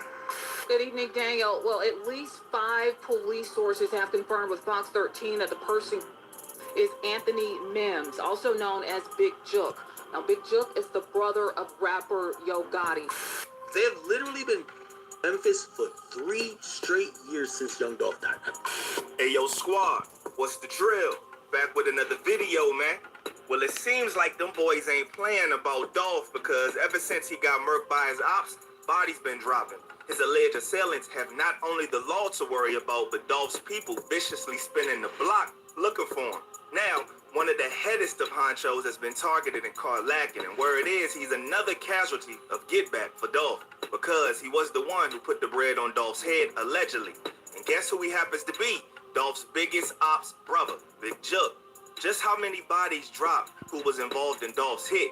We're gonna find out. So without further ado, let's skip the play and get down to business. Every street rapper claims that if them or their mans get caught lacking, it's gonna be bodies dropping on the ops side in retaliation.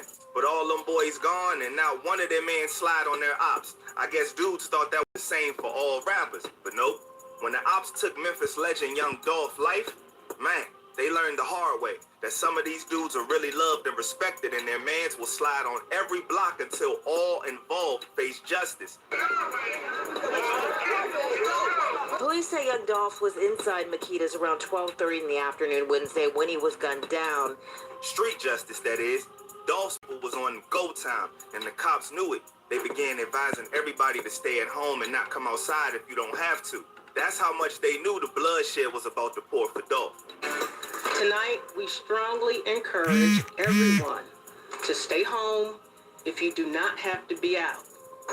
The Memphis police chief is asking everyone to stay home tonight after rapper Young Dolph is gunned down at a South Memphis cookie shop. There will be extra police presence in many parts of the city. Police even beefed up presence in front of Yo Gotti's business, expecting bullets to rain down. Memphis Mayor Jim Strickland says there is a team of people right now trying to keep the peace and stop any more from happening. Yeah, they're trying. Their efforts seem to have worked last night. But extra police presence wasn't stopping anything from going down. As much as they tried, it just didn't work. Dolph was taken out on November 17, 2021.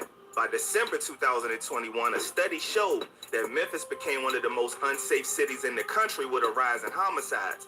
A new study finds Memphis is the most dangerous city in the country. This report comes as the Bluff City is on pace to surpass. They was sliding for Dolph, boy. The first target was an example, but what's to come for anybody involved in Dolph's hit or involved with the people in Dolph's hit. Comedian Darion D. Money Childs joked about Dolph's passing on an online post. A week later, they already spun the block on him. That pole on waist couldn't stop the streak of revenge that started. January 2022, a rapper who was signed to Moneybagg Yo and who was the cousin of Big 30 by the name of Big Newski was wet up. According to Memphis Police Department, the shooting happened at the New Horizon River Apartments located at 3723 Kazasa Road around 7 p.m. When the bullets stopped, the 26-year-old man was murked from the shooting. The New Horizon River Apartments in the 3000 block of What's up, Russia? Kazasa. Now, What's what up, we're being family? told is that police were dispatched here about an hour ago after getting a call about gunshots being fired in the They area. put security in front of the guy that didn't make him look Right now guilty. is that police are reporting that one male victim You think was so, shot Mick? here on this scene. Big Newski was said to be connected to Justin Johnson, a.k.a. Straight Drop, who was currently one of the dudes charged for Dolph's homicide.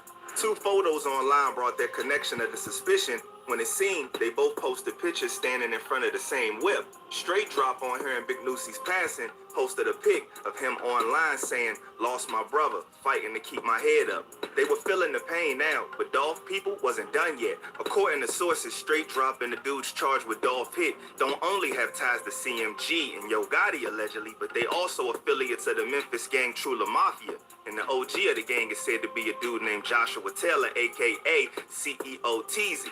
What's crazy is that Teezy was also on the cops' radar for the Dolph hit. Well, he wouldn't be a living target in time to come. On June 14, 2023, reports state that officers responded to a man down call at Spotswood Avenue near Bunton Street at 12:56 p.m. They found Taylor suffering from gunshot wounds. He was deceased at the scene. Reports continue, though, saying that people who live nearby believe he was actually shot the night before and was just discovered lifeless in a car near a church around 1 p.m. Vitalis Taylor, also known as CEO Teezy, was found shot to death in Orange Mound Wednesday at Spotswood and Bunton.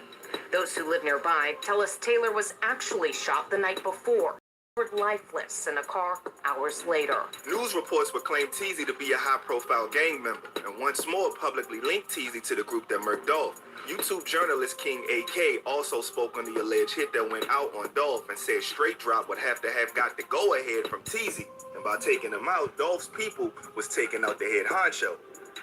Teezy ain't just no gang member. Teezy was the head nigga of Trula Mafia. Do y'all understand what that means? That means if anybody that's in Trula got anything to do with Young Dolph's death, Justin Johnson. Teezy at the end of the day gives the okay. The spinning didn't stop there, and with this next alleged body in the long line of revenge for Dolph, it shocked many, because if true, it showed that not only males were in on the hit list to be spun on. Memphis rapper Destiny Govan, aka Lotta Cash Desto, was in the 5500 block of Richmond Avenue at around 2:40 a.m. with a female friend. On September 24th, 2022, that's when police say that they stopped behind a dark four-door vehicle at a traffic light. Two male bangers popped out the dark whip and walked down on Desto and the female passenger, murking Desto and injuring the girl she was with. Now, this is what made many connect her homicide to get back for Dolph. In a strange turn of events, another person arrested for orchestrating Young Dolph's hit was Desto's father, Hernandez Govan. Court records show 43-year-old Hernandez Govan, who was just indicted in the rap star slaying, along with Johnson and Cornelia Smith, once lived just a few houses down. Neighbors fearing for their lives told us off camera he grew up on the street. A possible connection linking the suspects, as District Attorney Steve Mulroy says Govan asked for Young Dolph to be murdered. Mr. Govan has been indicted and is in custody for being involved in the Young Dolph. He played the role of the person who solicited. What he himself then posted online hinted even more that she was taken out because of his actions that got Dolph murdered. It's crazy how the pieces are connecting with everybody dropped. Dolph's people wasn't letting up, and the next target will prove just that. According to the Memphis Police Department on August 18, 2023, police said that gunfire rang out around 9:30 a.m. at a BP gas station on the 500 block of South Parkway East. Officers responded and located a male, Manuel Benson, who was Black Youngster's brother, with a fatal gunshot wound. The dude wasn't even masked up or nothing because police had a clear image to release to the public with a $5K reward for info about his whereabouts. He just made sure to get his task done. No concern about no face, no case, or nothing. Another one bite the dust, and of course all fingers pointed to PRE. Dolph boys having something to do with it, since it was Black Youngster who was initially arrested for one of the attempts on Dolph's life in 2017 when over 100 shots was sprayed at Dolph's black SUV. Black Youngster and Dolph been into it after Youngster inherited the beef from Yo Gotti, and Black Youngster was out here strapped up looking for smoke with the Goonies. What would Black Youngster smoke was with Young Dolph. Y'all gotta remember, Black Youngster didn't come in the game dissing Young Dolph. He started beefing with Young Dolph out the blue. I believe Big Juke was behind that. I believe Big Juke was down sitting at Black Youngster and all them other niggas at Dolph. I'm telling you now. I'm telling you, no cap. Now he was left with pain and anger with the loss of his brother. All them niggas weren't going at Dolph. It was certain ones that go. Well, Black Youngster, Migo, Black Youngster, Migo them, and Big Juke, they was the ones that were going at Young Dolph. The whole CMG wasn't going at Young Dolph. Think about it, gang. Brother to the cycle of spinning carried out by Dolph Mans and them. In all of this, the main op, Yo Gotti, who was the face of the CMG beef with Dolph, was seemingly untouched from the spinning. But from the bodies dropping, it's no surprise that Dolph's peoples would find a way to make him hurt. And they nearly double-timed his family and called moms, too. Luckily, she ran for her life. However, his brother, known as Big Juke, wasn't so lucky. Ironically, Big Juke was at the funeral of a loved one. He himself was packed up the same day. Remember PRE artist Grove Hero? Had got online Listen to this. Was murked and said that it was Big Juke who put the 40K bag on Dolph's head and it was smoke whenever he saw him. If a nigga told you, hey man, look, bro, man, Juke put a $40,000 hit on you, bro. Like, nigga, man, come on, bro. I'm standing on there. Bro, I'm not no shake ass nigga, bro.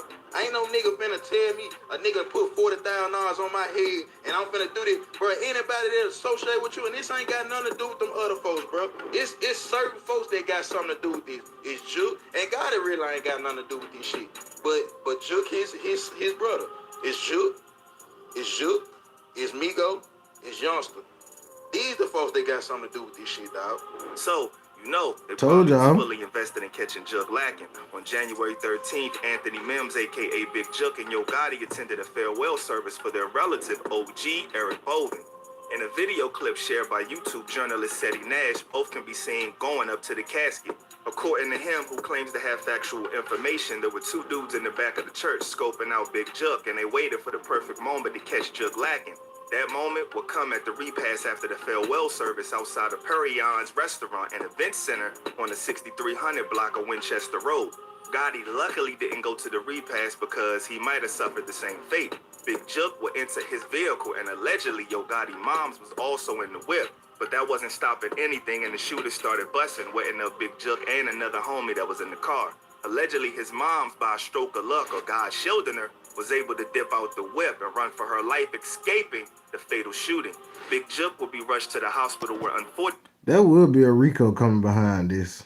That's all I'm going to say. There will be a Rico coming. unfortunately he succumbed to his injuries. Good evening, Daniel. Well, at least 5 police sources have confirmed with Fox 13 that the person is Anthony Mims, also known as Big Jook. Now, Big Jook is the brother of rapper Yo Gotti.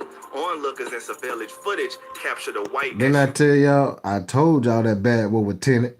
I told y'all that Bad Boy was Tenet on that other clip. I knew that back script was Tenet. I knew it. I told y'all that Bad Boy was fucking Tenet. It too Tenet out. Like, you don't ride around every day like this. I'm being honest. Don't no vehicle ride around every day like this, because if you do, nigga, they'll stop the hell out of you. You cannot ride around every day like this. And with no tag, ain't no way you can ride around like this every day. This is not an everyday car. This is not your everyday vehicle. I'm being honest with you. Not even a weekend vehicle. Nigga, this is not a weekend nor everyday vehicle. Nigga, this is a damn, you can tell this was a slider. You can tell it was made to be a slider, and they tinted that. But you know how long to do tint? It take a little time to tint something out. Ain't no telling when they got their big tint. I ain't saying they got a tint the same day, but I'm just saying it take time to tint the whole fucking car like that. No cap. I done seen people tint cars, and it take them some time when they ain't tint every window. Nigga, the tint every fucking window? Man, stop it. Stop it. This was did precise for this. This was did right for this guy. This was made. This vehicle was made for this day. No cap. If you think about it, this vehicle was made for this day. Whatever they came to do what they did in this vehicle that day, it was made exactly for that day. Get the likes up if you're new to the channel and hit that sub button. License plate speeding away from the scene, and police are on the hunt for the vehicle. Tonight, police are looking for a white Ford Explorer SUV in connection with the shooting. It has dark tinted windows and black wheels. A witness told police they saw suspects in the SUV speeding away. Everything came full circle, leading up to Big Juck. Looking back after Dolph's hit, Juck was one of them always poking fun at Dolph. In one clip, he was mocking Dolph passing and his artists about coming to CMG for bread. And in another video, he disrespected Dolph while filming a mural with Dolph. It's a real nigga with a in the middle, man. More info was surfaced, and it will become even more convincing these bodies wasn't just random, but all connected to Dolph's hit. Video footage hit the net showing Big Juff with a stack chilling with CEO Teezy, then also at his personal birthday party. So the two was tight.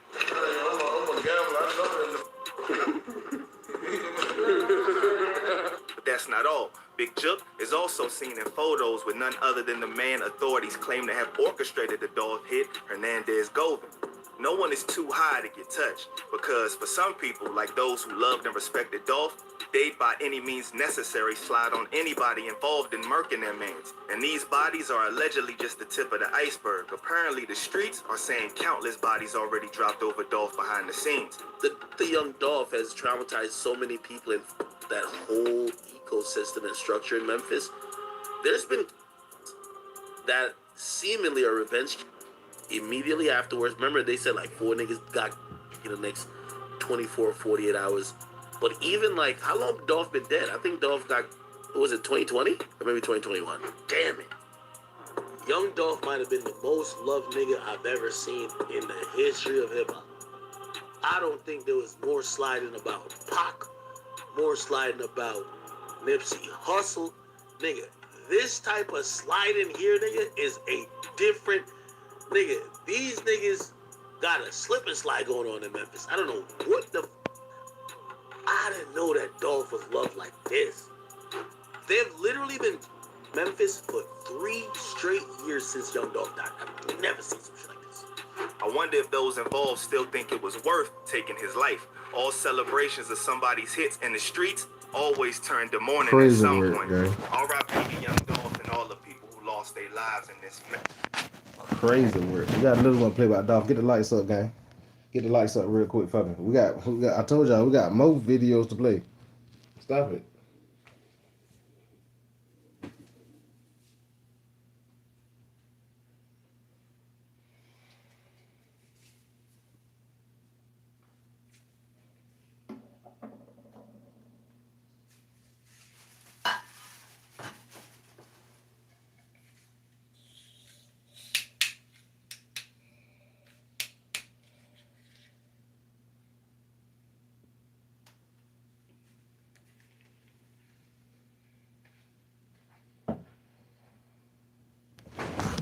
Let's play one more.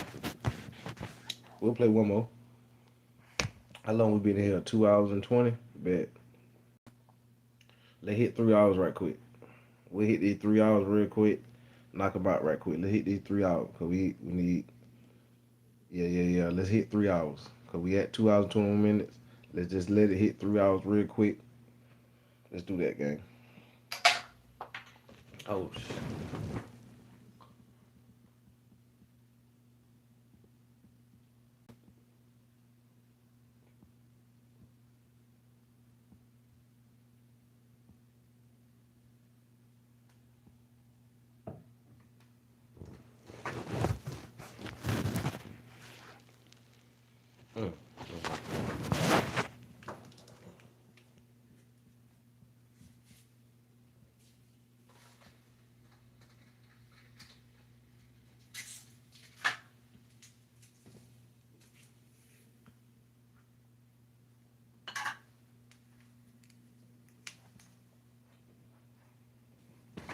Okay, one more. Dolph aunt was Big Mama Thornton. Wrote song forever. What? For real? What's up? 2346. I can't really say your name like that. We'll play another one on Dolph. We'll play one more. I want to play two more, but it might be one more or two more. I'm gonna play.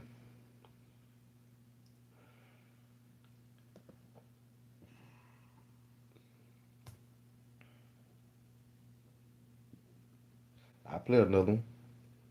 No y'all fuck with that Dolph situation. Y'all know we gonna still be over here covering that waiting on the big juke. We know we still gonna be over here with our ears like this. What's going on with Big Juke? Yeah, we still gonna be over here like that with our ears to the streets. What's up, y'all? Y'all. Good morning. Yeah, we almost been over here 3 hours, y'all. Yeah, we been up since like 5 or 6 this morning. We ain't playing with them. No cap. So y'all in the building. But yeah, y'all. We gonna keep our ears on that Big Juke situation. Yeah. That nigga talking about. I heard about that big snake situation. Now we trying to hear about that Big Juke situation.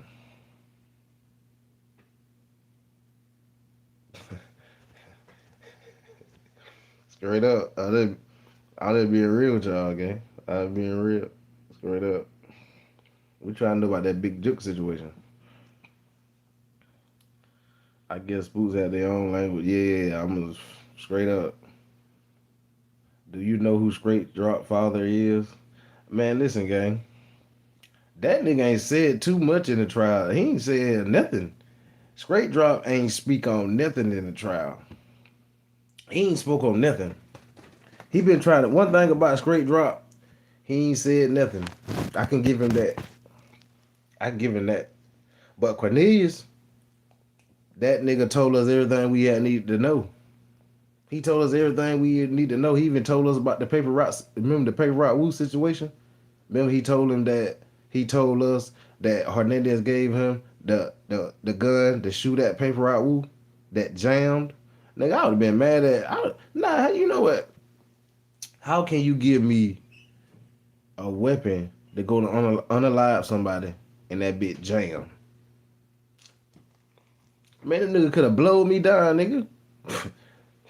But a nigga, that why, you know what, Cornelius probably told, that why he probably told too. And they already were trying to railroad him. Remember they sent that nigga a kite They sent that nigga a kite when he was in jail. They told that nigga, hey, tell them it was Hernandez Govan. Straight Drop sent that nigga a kite saying, hey, say it was Hernandez Govan with you. Yeah, Straight Drop knew he was over. That nigga Cornelius was talking since day one. Cornelius was the first one that came and got. Y'all remember that? Remember he was the first one. That nigga with the talking, boy. That boy with the talking. That boy went talking since day one, boy. Yeah, he went talking since day one, bro. And they only gave him $800. Nigga, I would have told too. Nigga, we supposed to be getting it's 100,000 on Young Dolph head, and y'all only gave me $800. Stop it. Somebody lied to me, or somebody trying to scam me. Yeah, somebody either lied to me or scammed me. I told y'all when they was in the car and when they called Big Jook, talking about some, hey, we just unalived Young Dolph. That nigga told me, oh, I'm with my daughters. I'm gonna call y'all back. What? Bro, I would have knew then I wasn't getting paid nothing. If that nigga would have said, I'm with my daughters, I'm finna call y'all back. Nigga, I would have knew I wasn't getting paid nothing. And they ain't get paid nothing up front. How I know this? Because Cornelius Smith told me they only got $800. And why would y'all call me after y'all did that? That mean y'all wanted y'all payment. We ain't got nothing up front. Crazy work, gang.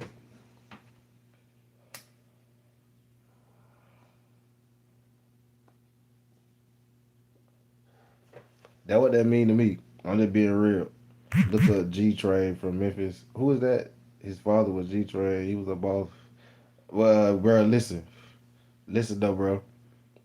He got to come from some type of what I say, no talking family, but kind of crazy family. Cause why would you even agree to take out an icon like that and think you want to go get caught?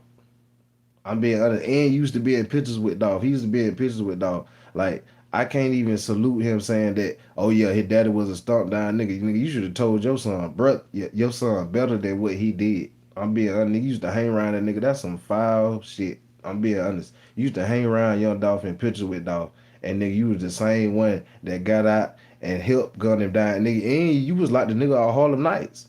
You know how the other niggas was just shooting? Nigga, you got out with a pistol. Nigga, Cornelius Smith hopped out with that motherfucking Drake and he was ready. You hopped out at the last minute. You wasn't motherfucking ready.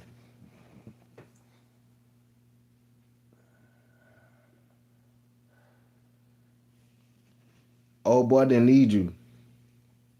Cornelius didn't need you, gang. He didn't need you to come with him. What the hell? He didn't need you to drive. He could have drove himself. He left his phone. Listen, how they got them? They left the car in a certain spot and he left his phone in the car. That's how they got him. That's how they got them.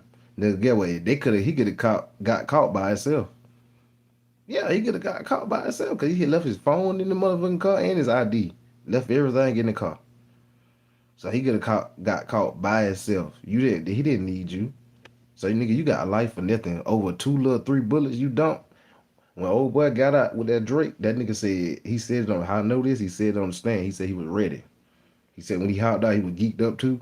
And he was on that X, ready. He told it. How I know this? He said it on the stand. He was geeked up. He was X. He was out of his mind. That nigga was ready. He hopped out. Nigga hopped out. He was so ready. Nigga left the door open on that bitch. No cap. Nigga left the door open. Straight drop. Hopped out at the last minute. Psh, psh, and you turned your head. Straight drop. Turned his head like this. Turned his head. If you turned your head, that means you wasn't ready. You was just trying to be down. You want to get that money.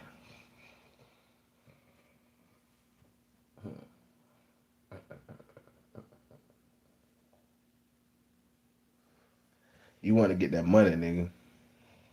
Lua wanted you to get that money, got you life in prison. And the boy, I heard they been beating on you in there. I heard they been knotting you up. They say you were walking to the phone one day trying to call your grandma or somebody that seems to commissary, and the boys went to beating on you. Nah, you think that they ain't all gonna?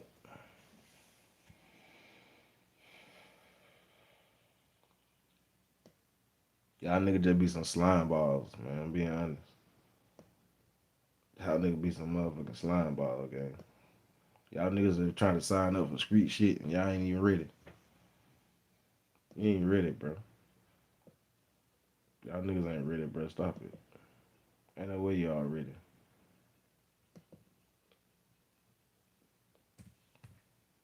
Ain't no way y'all ready. Sign up for street shit.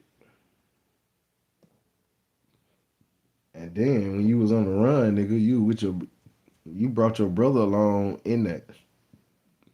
If you going to do something like that, why would you get your family members involved in that, nigga?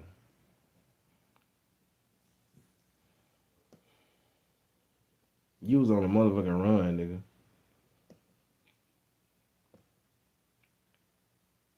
You was on the run, gang.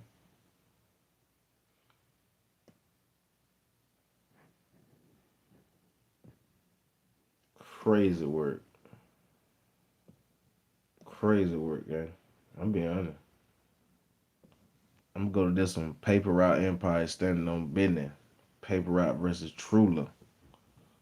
Yeah, let's go Paper Route Empire versus Truler. Let's go to that then. Let's do Paper Route versus Truler, nigga. Let's do Paper Route versus Truler, nigga. Stop it.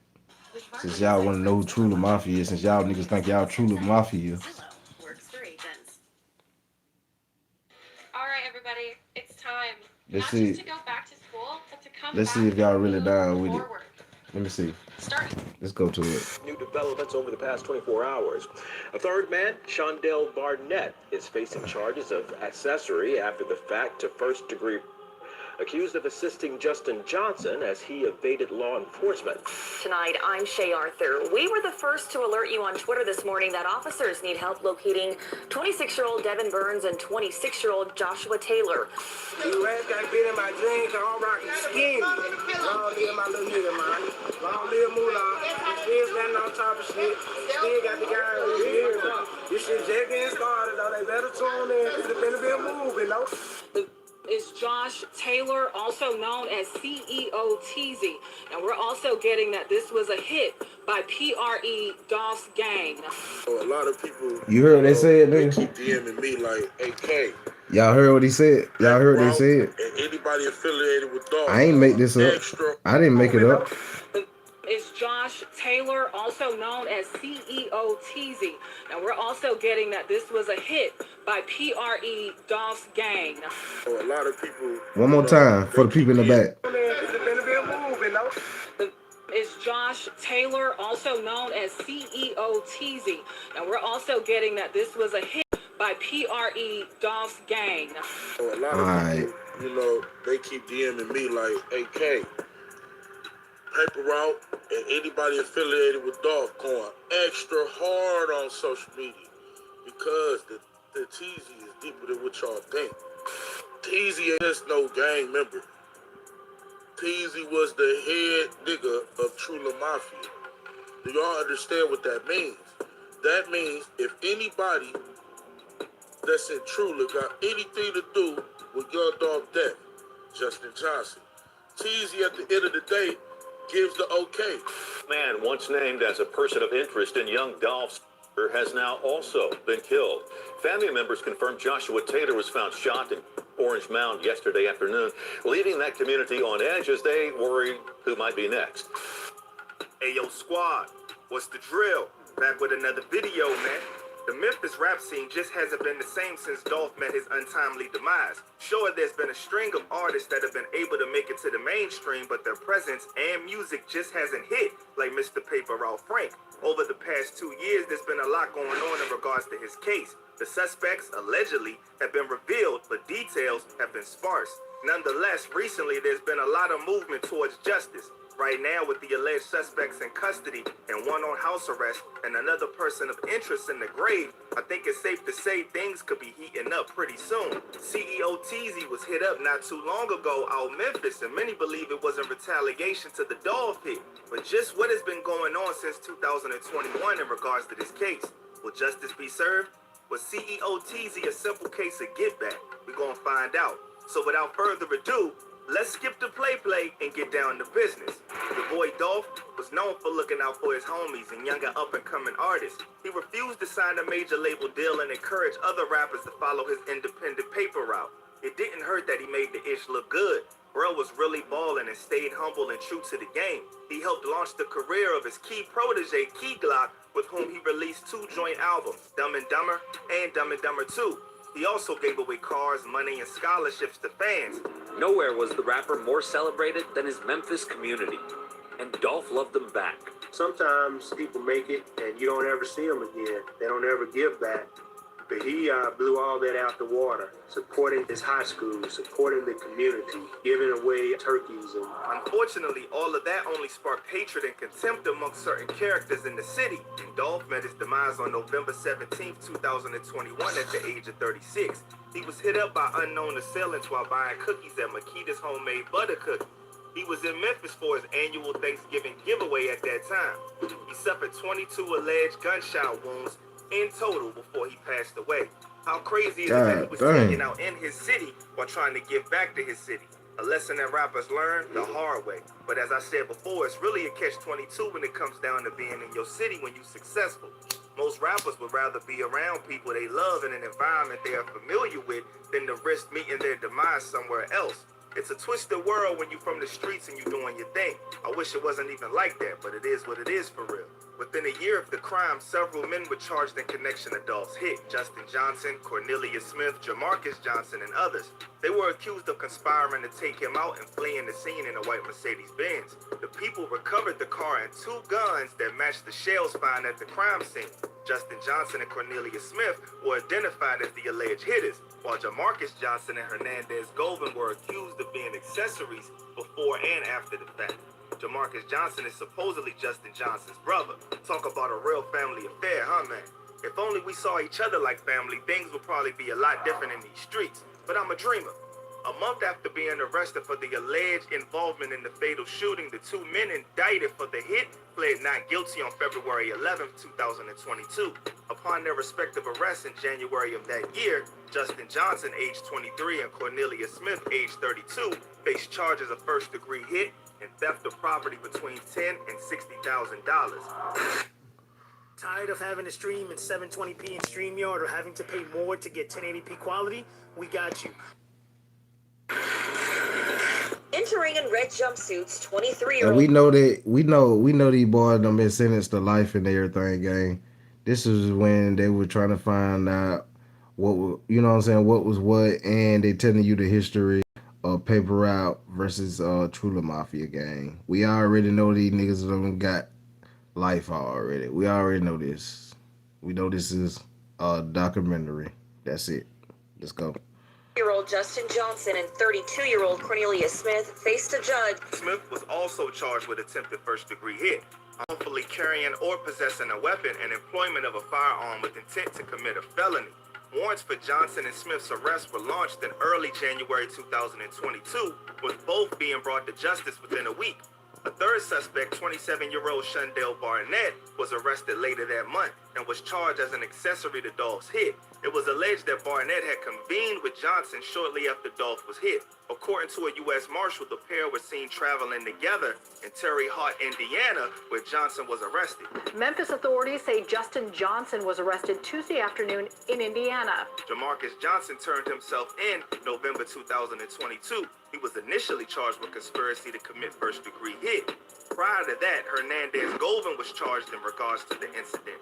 He was indicted by a grand jury on 3 charges on November 10, 2022, just days before Johnson. 43-year-old Hernandez was the only suspect charged with conspiracy to commit first degree, meaning investigators could have evidence that Govan planned to hit Dolph. According to his case information, that charge is from June 2021, which could indicate that he planned to hit Dolph months before it happened. Within the first year of the case, things were messy and confusing as suspects and people of interest were getting named left and right without proper follow-ups by the media.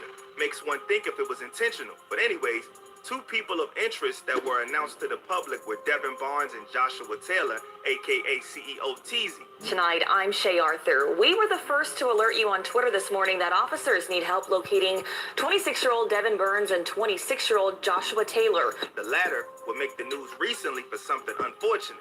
We'll get to that in a bit. Fast forward to this year, and the case was finally starting to gain some traction and moving along. One of the men accused in connection to the rapper Young Dolph's hit, Jamarcus Johnson, pled guilty in his court hearing in June of this year. The first piece to fall following the death of rapper Young Dolph came Friday, when Jamarcus Johnson pleaded guilty to 3 counts of accessory after the fact. Then your brother gave you up, nigga. That's what this deal. Your brother had them told on you too, nigga. You shouldn't have you put your brother in that.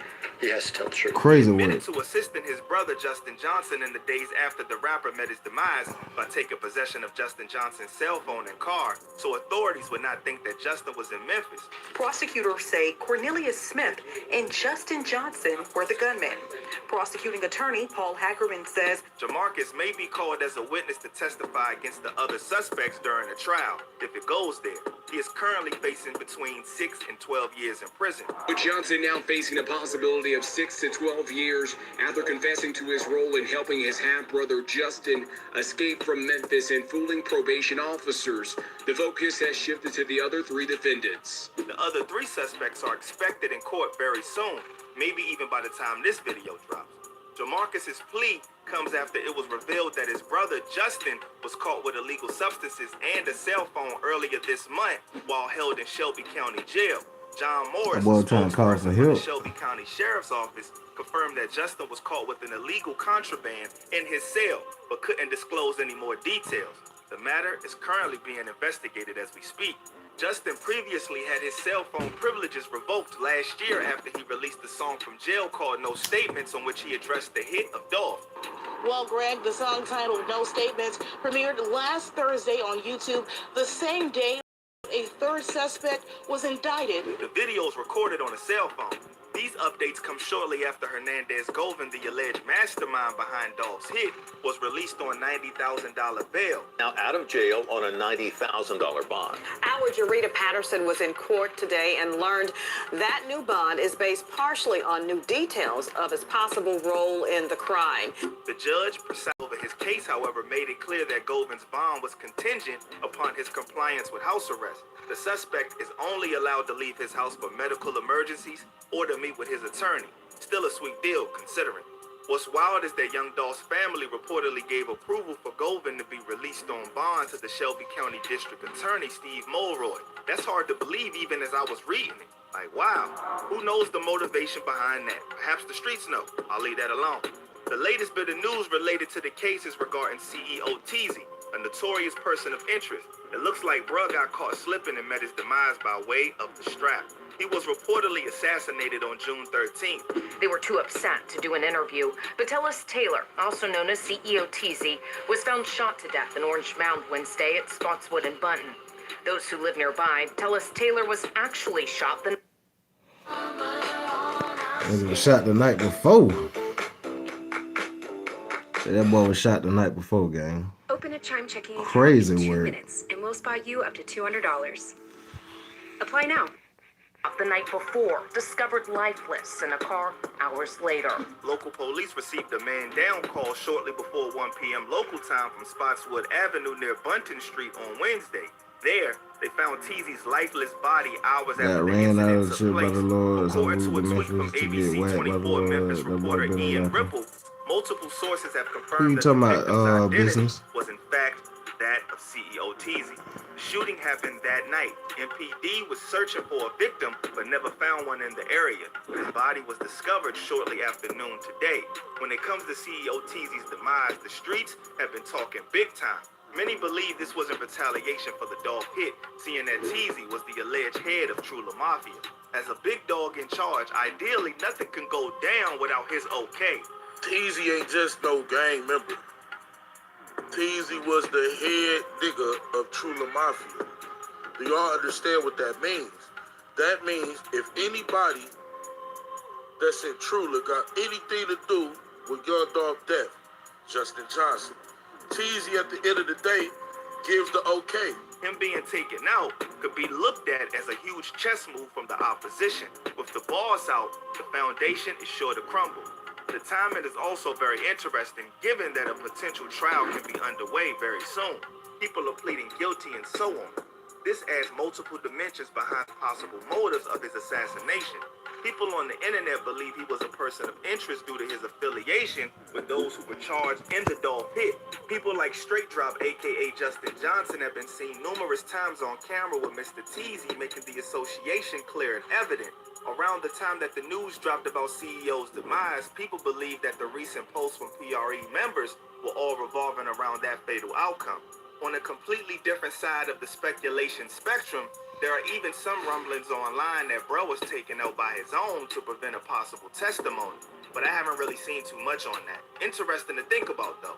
Truth is, nobody really knows who did what to Teasy, other than the ones directly involved. At the end of the day, this could have nothing to do with Dolph. When you got as much street clout as Teasy did, more than one target can be on you at once. That's the price of power, for real.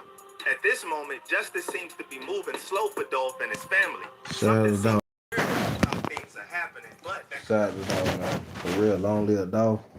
No cap. Long live Big Jook. I ain't got no fight in none of what's been going on in the streets. I ain't got no fight in that.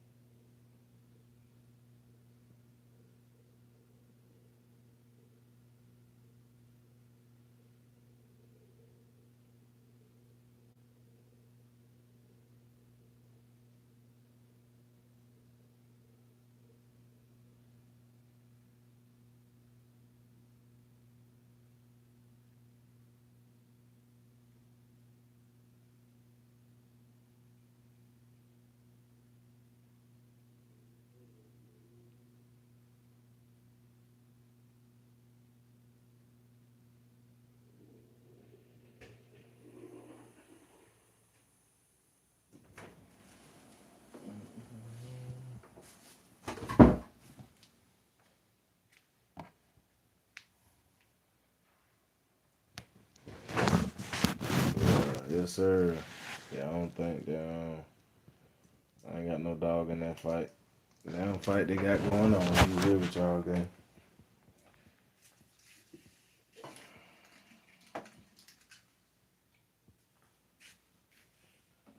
Yeah, I ain't got no dog in it.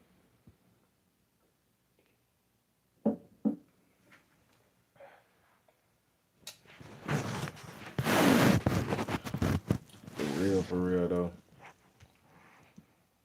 How many minutes? We trying to hit. We need like I'd probably say 10 minutes left, 12 minutes left. We got like 12 minutes left on that big game. 12 or 13 minutes. 12 to 13 minutes left on that bit.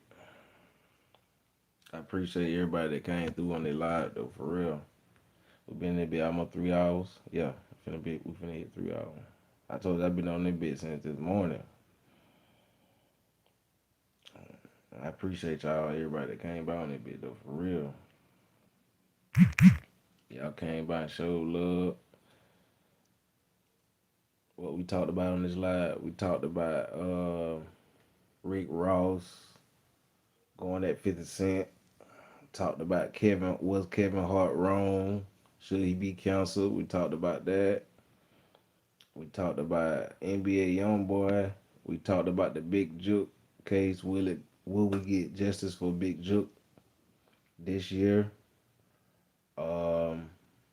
Since he been unalive since what 2024? It's 2026. We still ain't heard nothing but a vehicle. We talked about the Young Dolph versus Paper Route. I meant I said Young Dolph versus Paper Route. We talked about the Young Dolph versus True Mafia, Paper Route versus True Mafia. We talked about that. Yeah, there was a double little scream here. Yeah, there was a double little scream. I appreciate this little scream here, gang. I appreciated this one. For real. Y'all really show love on the screen here. No cap. Y'all show love like a mug, boy. Yeah, y'all was really that. Y'all know we gotta come back later on with a screen. Later on. Probably later on tonight. I probably come back on here later on tonight, do a screen. Yeah. Or this afternoon. Probably around this afternoon we'll do one. Probably like around 6 or 7. Yeah, like right 6, 7. We'll do one. Like 6 or 7, we'll do that. Yeah.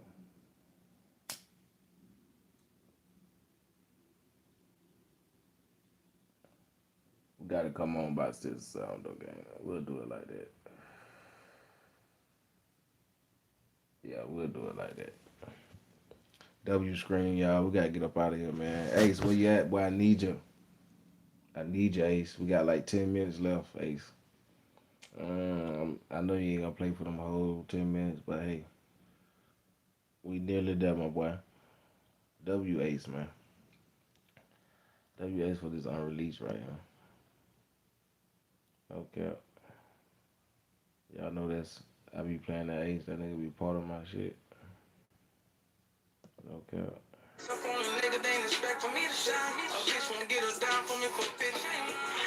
Let me get up out of here, man. I'm gonna see y'all on the next screen, though. It's your boy Savage, man.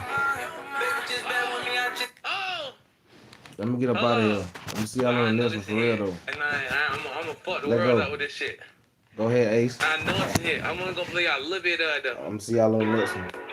It's Savage.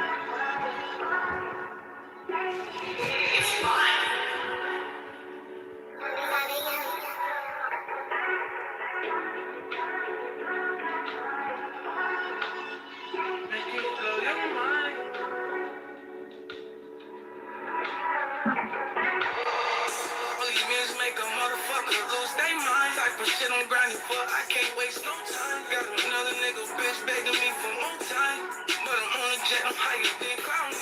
Turn the lights up on a nigga, they ain't expect for me to shine. A bitch won't get a dime from me for a bitch ain't mine. I had a dream about a check and all I had to do was grind. Fascinated lifestyle, this shit'll blow your mind. Very expensive things inside this high life. I know some niggas that'll kill to have my life. Spoiler on the shopper spree, I ain't checking for the price.